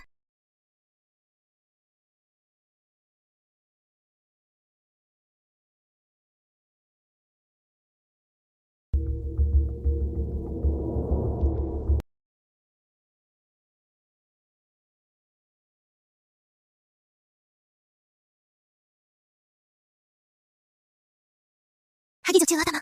ちょうど来てくれてよかった。神谷蘭はもう池に沈められたの？あんなひどい姿、見たことある？将軍が蘭の奥方を芝小屋から出して療養させています。さらにこの絵、サトシを村上、村に調査に行かせています。何だって？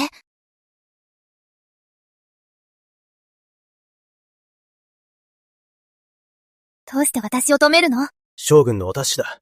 この絵、サトシが戻るまで、全員部屋から出るな。将軍に合わせて。将軍のお達しだ。この絵、サトシが戻るまで、誰にも合わせない。軍令だ。下なえ。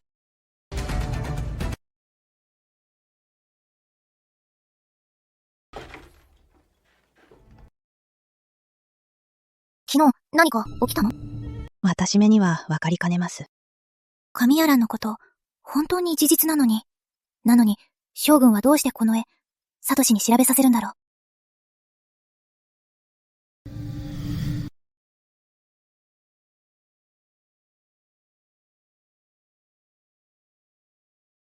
無理してこんな傷まで負うなんて、本当にやりすぎだよ。全部板で打たれた後なんだね。背中、まともなところが一つもないね。もっとリアルじゃないと。この芝居、続けられないよ。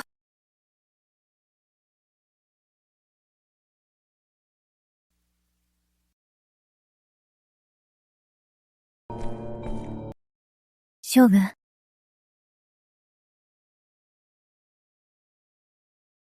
蘭のクラの様子はどう？背中の傷がなかなか良くならなくて、薬もちゃんと飲もうとしないの。様子を見に行きたかったけど、彼女に門前で断られてしまった。蘭の奥方が神谷に来てから、この半年は美和の奥方に、随分ひどい目に遭ってきたよね。口に話さないけど、きっと心の中ではすごく辛いんだろうね。わかってるよ。もしこの件が本当に彼女のせいじゃなかったら、俺が必ず彼女のために公正を取り戻す。将軍、近衛、サトシ、戻りました。将軍様、調査の方はどうなっておりますか？お先に失礼いたします。そのままで、一緒に聞いていろ。村人たちの話では、神谷蘭は5年前、村上村に逃げてきたんです。両親は盗賊に殺されて妹を連れていました。村上村で羊汁を打って暮らしていた。1年前、ろくでなしの男が毎日蘭につきまとっていた。蘭はどうしようもなくやむなく妹を連れて京に来たんだ。そういうことか。つまり、レイ・ハランの娘じゃなかったんだ。将軍様、村人たちは最初、本当のことを言わなかったんです。彼らの家に人を派遣して捜査したら、なんと大量の金が見つかりました。全部神谷本邸の印が押されてました。しっかり殴ってやったら、やっと白状しました。三輪の奥方が大金を渡したんです。それから誰かに聞かれたら、蘭の奥方は今年誕16歳だって答えろ。あと、何がある？自分の目で見たんです。三輪の奥方の手下が村上馬場を連れ去って、殴ったり脅したりしたんです。村上馬場は偽証を断ったんです。無理やり村上馬場に薬を飲ませたんです。なるほど。そういうことか。全部白川美和の仕業だったんだ。将軍様。どけ！みんな、どういうことだ！ササシン、私を叩いたの。答えろ。お前が村上馬場に薬を飲ませたのか？神谷蘭を陥れるように仕向けたのはお前か？私はやってない。ただ、萩女千和玉に彼女の過去を調べてもらっただけ。みんなが言ってたけど、彼女は村上のおばあさんを訪ねたらしい。だから村上のおばあさんを読んで話を聞いたんだ。毒を持ったことについてなら何言ってるのかわからないよ。今になって、まだごまかすつもりか。この江里に村上村を調べさせた。お前が村上馬場の家に押し入って、彼女を連れ去ったんだ。この江里は、俺の人間だ。そんなはずがないだろ。この絵、サトシ、なんで神谷蘭の味方をしてるの？どうしてサタマ兄さんを騙すの？わかった。これ、罠だったんだ。神谷蘭がわざと私を、罠にはめたんだ。サタマ兄さん。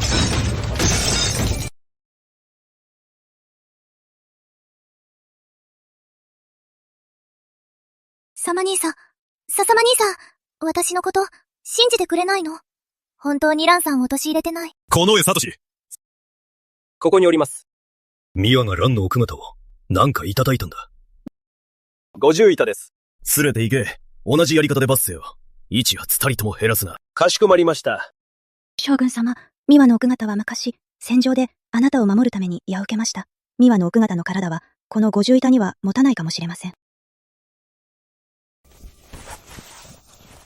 サマ兄さん、笹間兄さん、あの時、雪の中で、あなたを背負って助けたのは私だよ。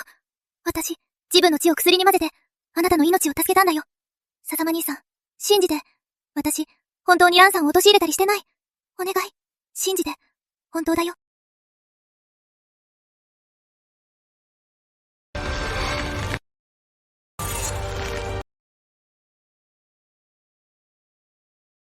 いつまで昔の恩を持ち出して、見返りを求めるつもりなんだ。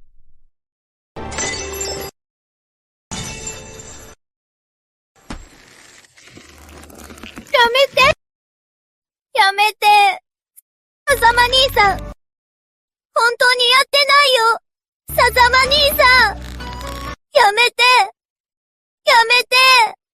笹間兄さん。本当にやってないよ。命の恩があったとしても、長い年月。贅沢もさせてずっと特別扱いしてきた。それで恩は返したはずだ。それでもまだ足りないのか。母さんが言ってた恩は一度やに度なら、一度やに度なら、昔のまま、一度やに度思い出すくらいなら、恩は変わらない。何百回も恩を持ち出せば、それはもう恨みに変わる。ミワ方のみの綱だと思って必死に掴んだものは最後の一本。でもそれも、酒場に遺産を追い詰めたいねだった。サマ兄さん、本当にやってないよ。この絵サトシ、50いただ、一発たりとも減らすな。一発たりとも減らすな。白川、美和、もう二度とお前の顔なんて見たくない。サマ兄さん。サマ兄さん。サマ兄さん。サマ兄さん。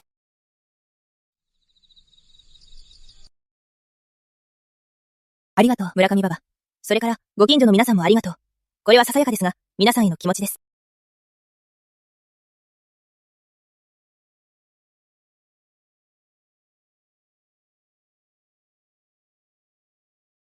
ラン、この執念。家の前も後ろも、ずっと誰かが住んでた。山田さん、娘が嫁に行った。田中さん、奥さんが子供を産んだ。この辺りの家はどこも。ランさんたちの恩を受けてるんだよ。今や、京都じゃ、洛陽の神が、一足で3両もするんだ。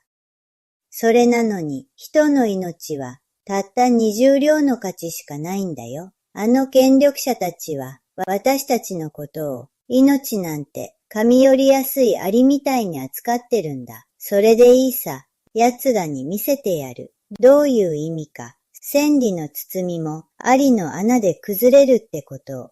ラン、お願いだから、正信のために、正義を取り戻してあげて。そして、私たちみたいな、大勢の人のためにも、どうか、公正を取り戻してね。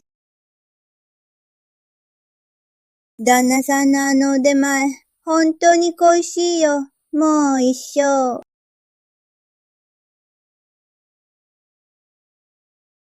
二度と食べられないんだね。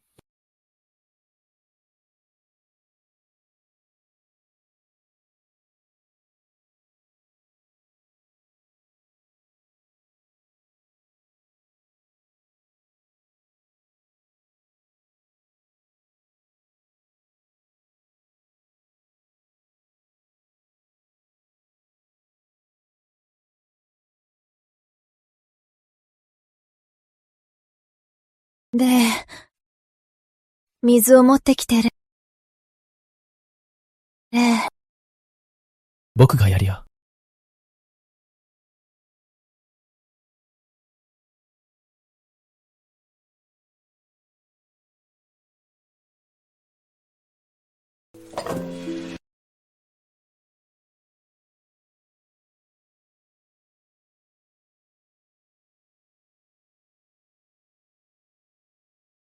まだ許してくれないの？ラン。私には恐れ多いことです。全部俺が悪かった。君は本当に従順で可愛いし、いつも俺のことを気遣ってくれて、他人の言葉を簡単に信じてしまって、君を疑ってしまった。白川美代には、50回の鞭打ちを命じた。それに、部屋に閉じ込めて外に出さないようにした。これで君にも公正を返した。君が許してくれるなら、俺にできることは、何でも君にあげるよ。本当に？私に欲しがっても、全部くれるの？金銀財宝、家や土地の権利、俺のものは全部君にあげる。金銀財宝や物質的なものはいらない。ただ一つ約束してほしい。これから何があっても、絶対に信じて、疑わないで。君のこと、約束するよ。君の願い、全部叶えるよ。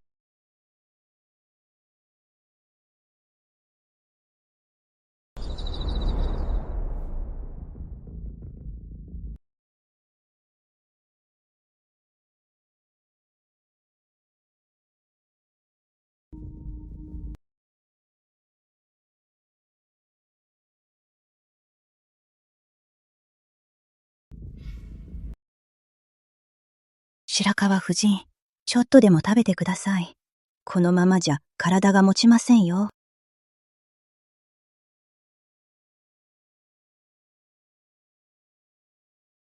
奥様、奥様。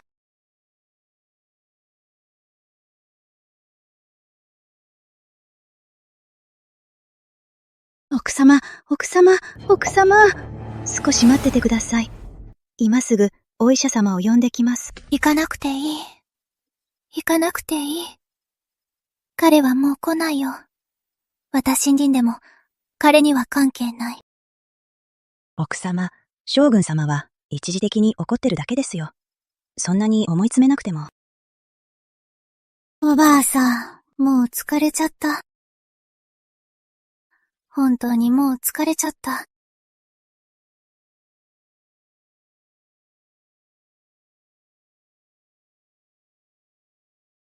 その日から、美和はひどい病気になった。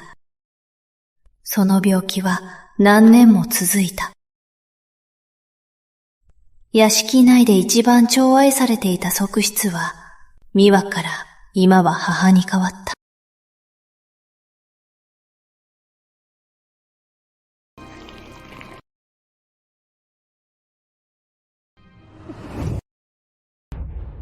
お姉ちゃん。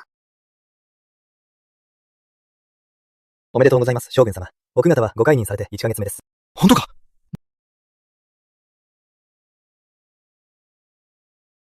ああ、やっと父親になれるんだ。今までずっと子供なんてできないと思ってたよ。本当によかった。お姉ちゃんレイにも弟、か妹ができるんだ。弟とか妹じゃないよ。甥っ子だよ。ああ、そっか。嬉しくてつい、頭がぼーっとしちゃった。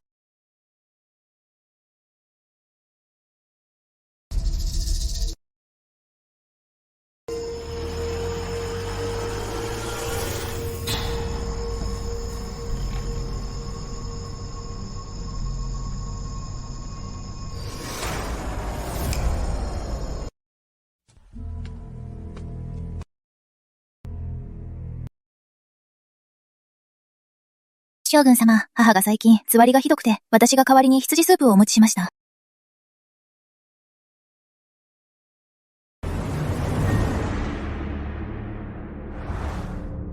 レイ、最近お姉ちゃんにそっくりになってきたね。私なんて特に美人でもないし、お姉ちゃんには全然敵はないよ。先にスープを召し上がってください。冷めちゃうと美味しくなくなっちゃいますから。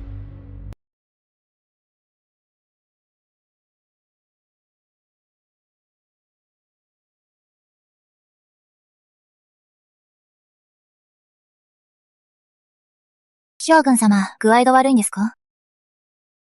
大丈夫。気にしないで。まあ、歳のせいかもな。最近体がどんどん重くなってきてない。金大師に見てもらったことはありますか？見てもらったけど、原因はわからなかったんだ、レイ。お姉ちゃんに、もう一度、家に来る前に作ってくれた羊スープを作ってもらえたらな。あの味が、やっぱり恋しいよ。将軍、美和の奥方がもうすぐ既得です。美和の奥方が最後にお会いしたいとおっしゃっています。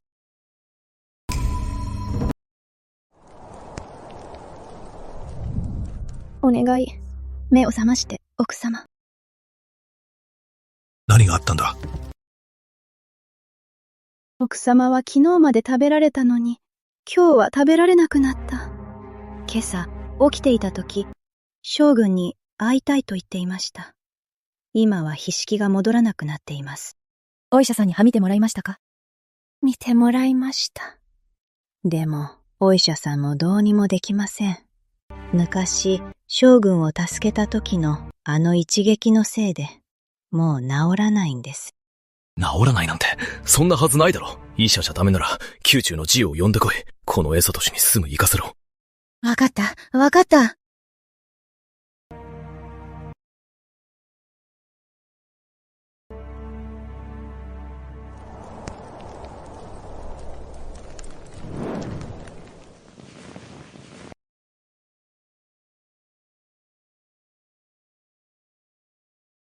将軍、もう3日も美和の奥方のそばに付き添っていらっしゃいます。少し花にか食べてください。G が薬を飲ませてくれたから、美和の奥方はきっと良くなりますよ。変なもんだな。彼女が好き勝手して。ひどくてやきもち焼きな時は、イライラして嫌になっただ。今になって、彼女がもうダメかもしれないと思うと、かえって手放したくなくなるんだ。なあ、俺ってジョーに流されやすいと思うか？心配しないで。美和の奥方はきっと目を覚ましてくれますよ。サチャシン。ミオ。サチャシン。やっと会いに来てくれたね。ミオ、俺のせいだ。サタシン。もう永遠なんて求めない。ただ、あなたと一緒にいたいだけ。全部私が悪かった。私がよくバリすぎたから。もう二度とそんなことはしない。お願いだから、置いていかないで。私を捨てないで。もう大丈夫だ。もう過ぎたことだよ。君のせいじゃない。しっかり休んでね。これからも俺のそばにいてくれ。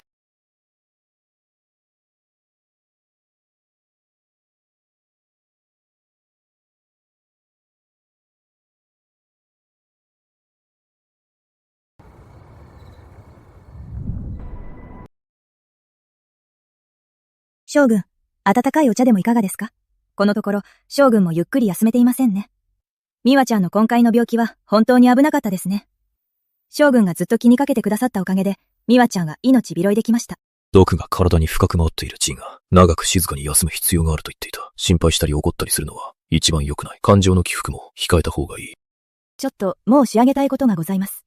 言うべきかどうか迷いますが。遠慮せず言ってくれ。美和ちゃんの病気は心のわだかまりが原因かもしれません。この屋敷は人の目が多くて、噂や揉め事が絶えないんです。美和ちゃんは気が強くて、将軍のことを特別に気にしています。今、やらんちゃんは妊娠しているし、美和ちゃんの心のモヤモヤはもっとひどくなるかもしれません。病気の回復には、それは禁物ですよ。私の父が江南に屋敷を持っています。大和川が近くて、気候も穏やかで、休養には最適な場所です。もし G の薬も合わせて使えば、美和ちゃんの病気も本当に良くなるかもしれませんね。君の提案は美和をコーナーへ行かせるということか。これを見ると、ランちゃんは妊娠したようです。美和ちゃんの気性だと。その時、もし2人がぶつかったら、ランちゃんがびっくりしたら、お腹の子に影響が出たら、どちらも傷つくことになりますよね。せいぜい半年くらいで、その時には迎えに戻します。君の言うことも正しいね。君の言う通りにしよう。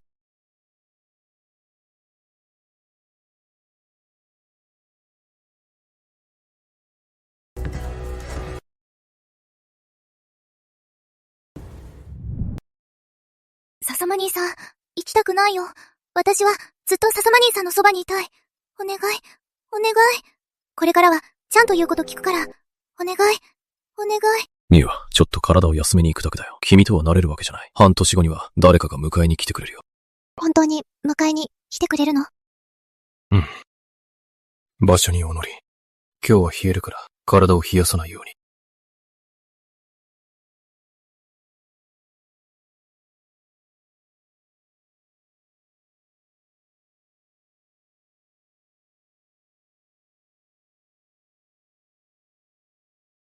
サーマ兄さん、本当に迎えに来てくれるの？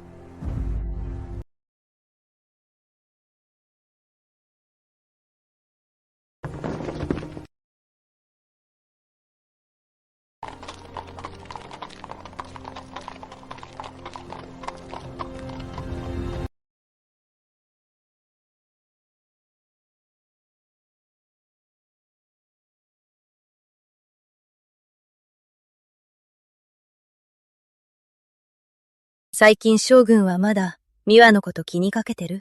最初は、毎日聞いてたよ。先月、将軍が大きな病気をしてから、もう美和のことは全然気にしなくなったよ。G は何か診断できた？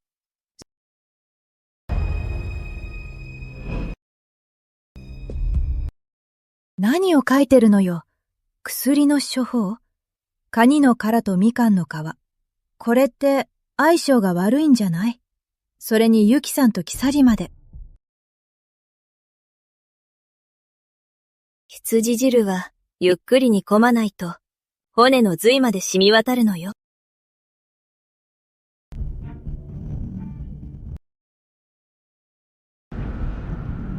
どれも慢性病ばかりよ。G じゃ見抜けないのよ。将軍様の余命ももう長くないわよ。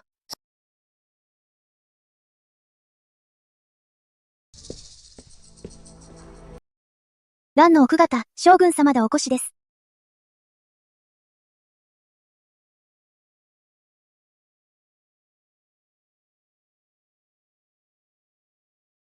将軍様、いらっしゃいませ。霊は楽にして。将軍と蘭ちゃんはまだお話があるでしょうし、私はこれで失礼しますね。さあ、座って。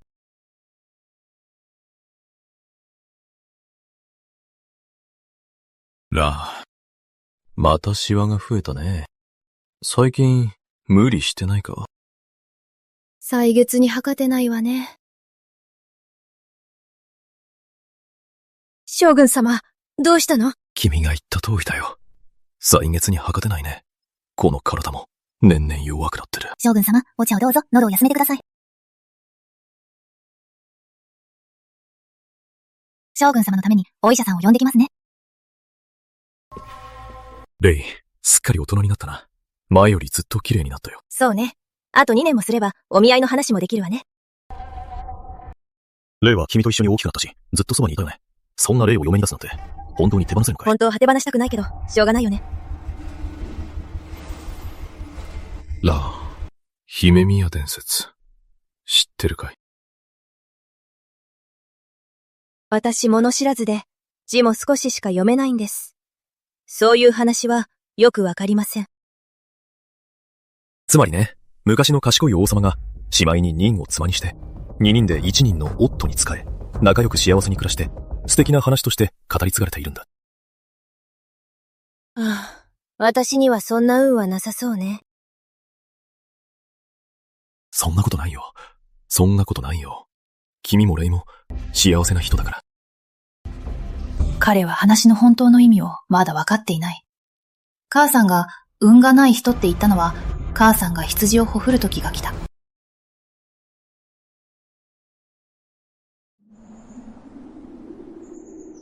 冬入りの日、蘇家神はすっかり病に伏した。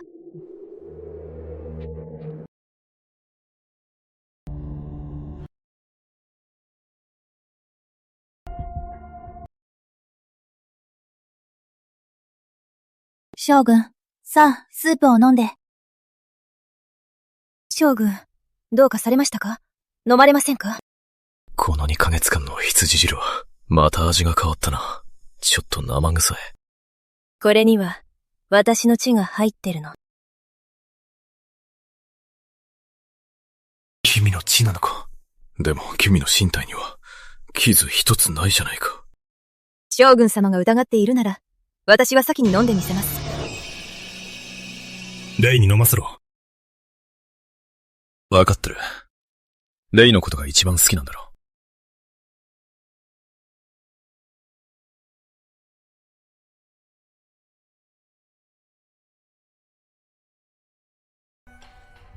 う。おいしい。お姉ちゃん、毎日でも飲みたいな。ミオはどうしてる？本当は君が子供を産んだ話で、ミワに会いに行くつもりだった。ほんだ。今はもう病気になっちゃって、ミワに会いたいな。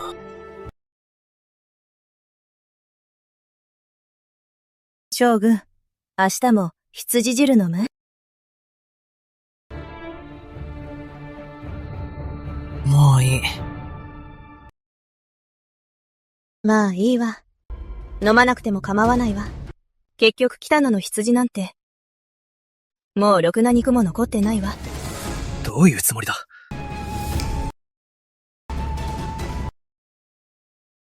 将軍にはもう話したよ。これの中身は、私の血なの。神谷か本邸には、私みたいな奥が大概。他に誰がいる？あなただけよ。白川美和に何をした？私が美和の奥方のことを言った？冗談だよ。将軍とちょっとふざけてただけ。なぜなんだ？白川美和は死ぬほどの罪じゃないのか？死ぬほどの罪じゃないって言うの？白川美和は多くの人を死なせたのに、それでも、あなたの目には死ぬほどの罪じゃないの？じゃあ、教えてよ。誰が死ぬべきなの？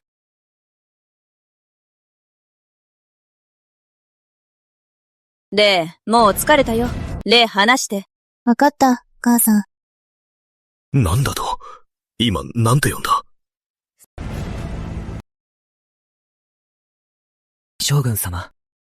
私が一つお話をしましょうか。それは父の話で、そして母の話でもあります。あなたが母を選んだのはその美しさだった。でも、そうじゃない人もいるんだ。父が母と出会った年は、その時の母は全然美人じゃなかった。上に来るし無時代だった。おい、何してんだ。話してよ。返して。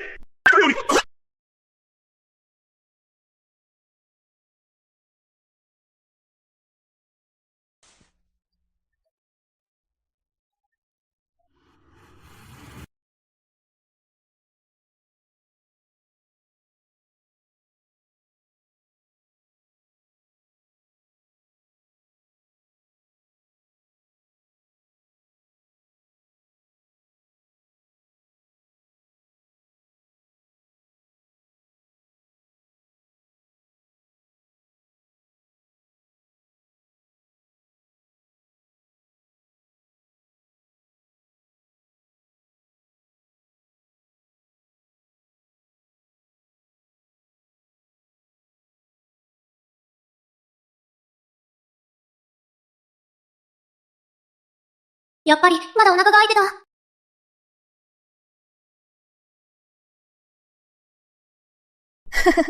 あの少年はもう自分のことをうざがっているんだろうって思ってた。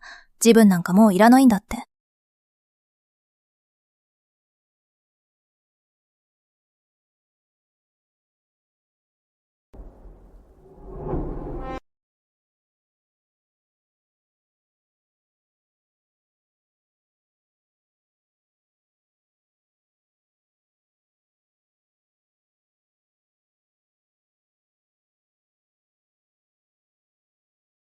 たくさん持ってきたよ。まだお腹が空いてたら、また持ってくるからね。待ってて。これから、この世で一番美味しいものを全部くんに食べさせてあげる。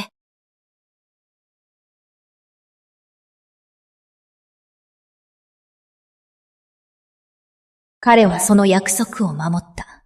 その後の十数年、いろんな料理を学んで、彼女に一品ずつ作って食べさせた。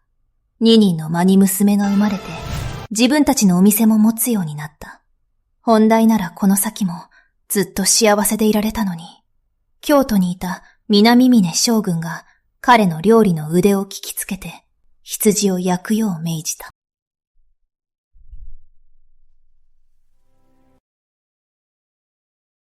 吉野姉さん、入って。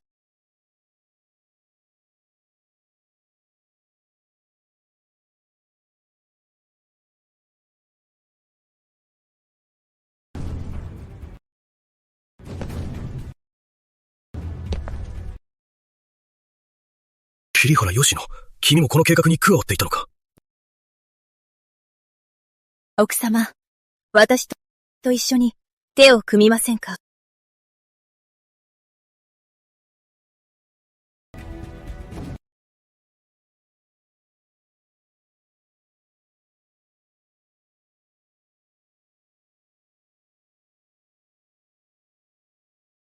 お前は俺がちゃんと迎えた聖室のはずだろ。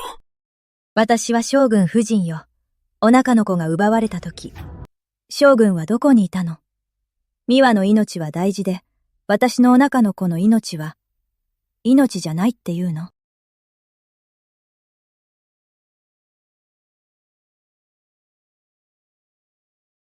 美和に何の罪もなく殺された人たちの命は、命じゃないの。将軍はもうお荷物ね。静養させて。俺こそ南峰将軍だ。貴様ら虫けらめ。ここ何年も、命を軽んじる虫けらどもがすでに、将軍定住にはびこっている。見せてやるわ。虫けらでも。ペンを動かせるんだ。引きずっていけ。下に連れて行け。地下室へ引きずって行け。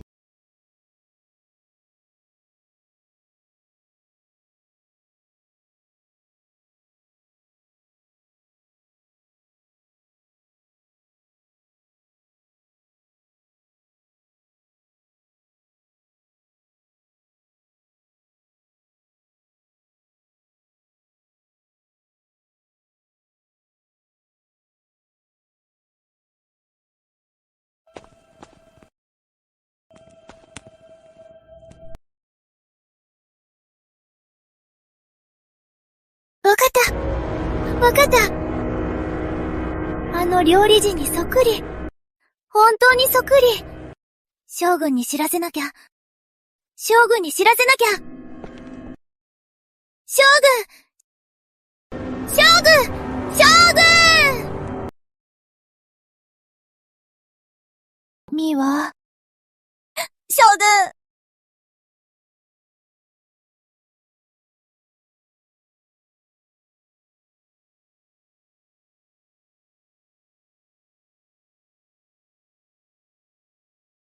神野郎！将軍家に来たのは、旦那の仇を取るためだったのか？俺の子を身ごもってるのに。将軍様、私を買いかぶりすぎですよ。仇の子なんて私が身ごもるわけないでしょ。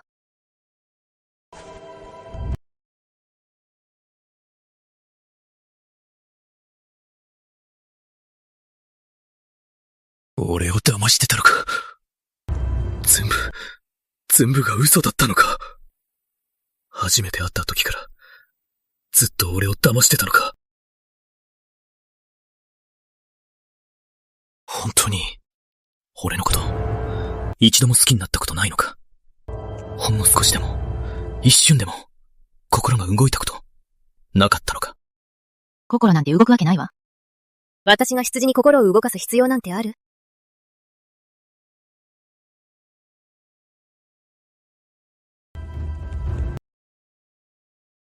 お前、どういう意味だ？心配しなくていいわ。殺しはしないから。ただにニンニ料理を味わってもらいたいだけ。どうかしら。白河夫人と将軍、羊の味がしない。焼き羊肉なんて食べたことある？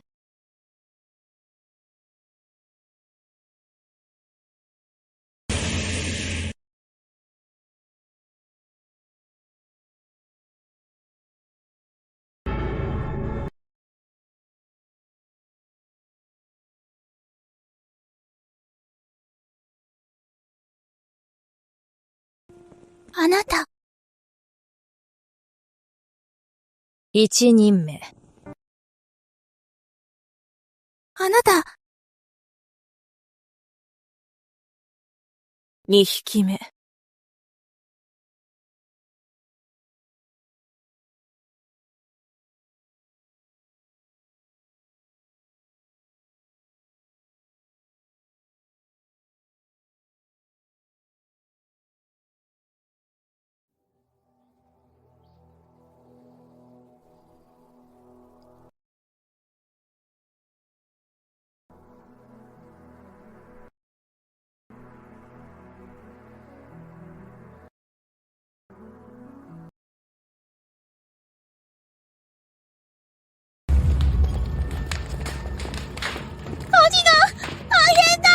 早く火を消せ！水だ！早く水持ってきて！だが、助けて！母さん、奥様。肉ができました。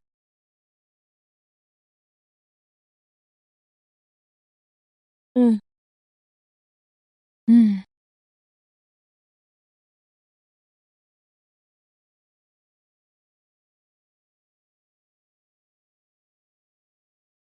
レイと一緒に村上村に帰ろうと思ってる。亡くなった主人の羊汁屋をまた始めようと思ってるんだ。道中気をつけてね。で、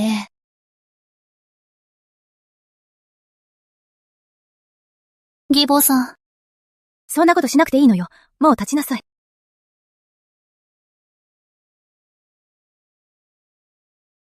これからもよく京都に会いに来ますね。もし都合がついたら、村上村にも会いに来てください。必ず会いに行くわ。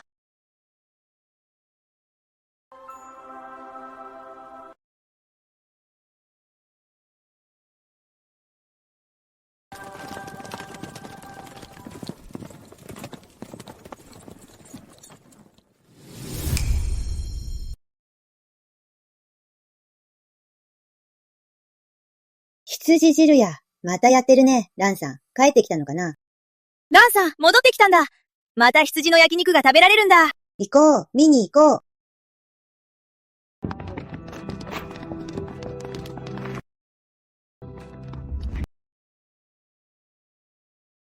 それから何年も経って、村上村の周辺ではまた、飢えが広がった難民たちが押し寄せてきた。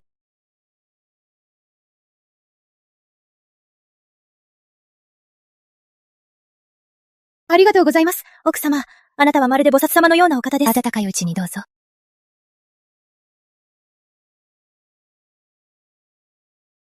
奥様、もう一杯もらってもいいですか？またあの子？全部食べられちゃったら、後ろの人の分はどうなるの？待って。坊や、どうしたの？まだ足りないの？あの子、いつもお腹空いたって言うんだ。お腹。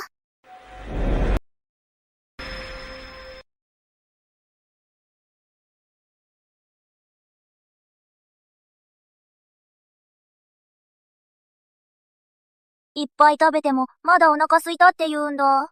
もう1は食べてもまだお腹空いたって言うんだ。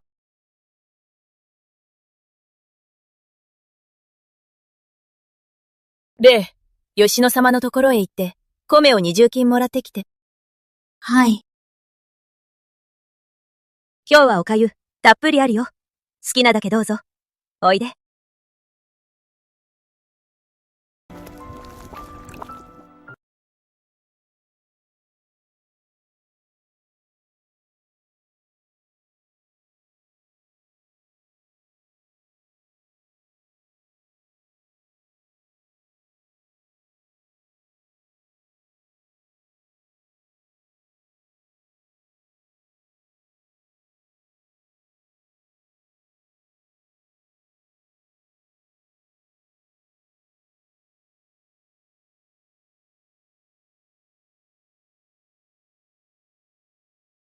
まだお腹空いてる？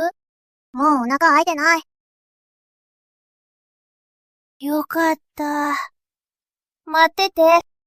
待ってて。これからは俺が一番美味しいものを全部持ってきてあげる。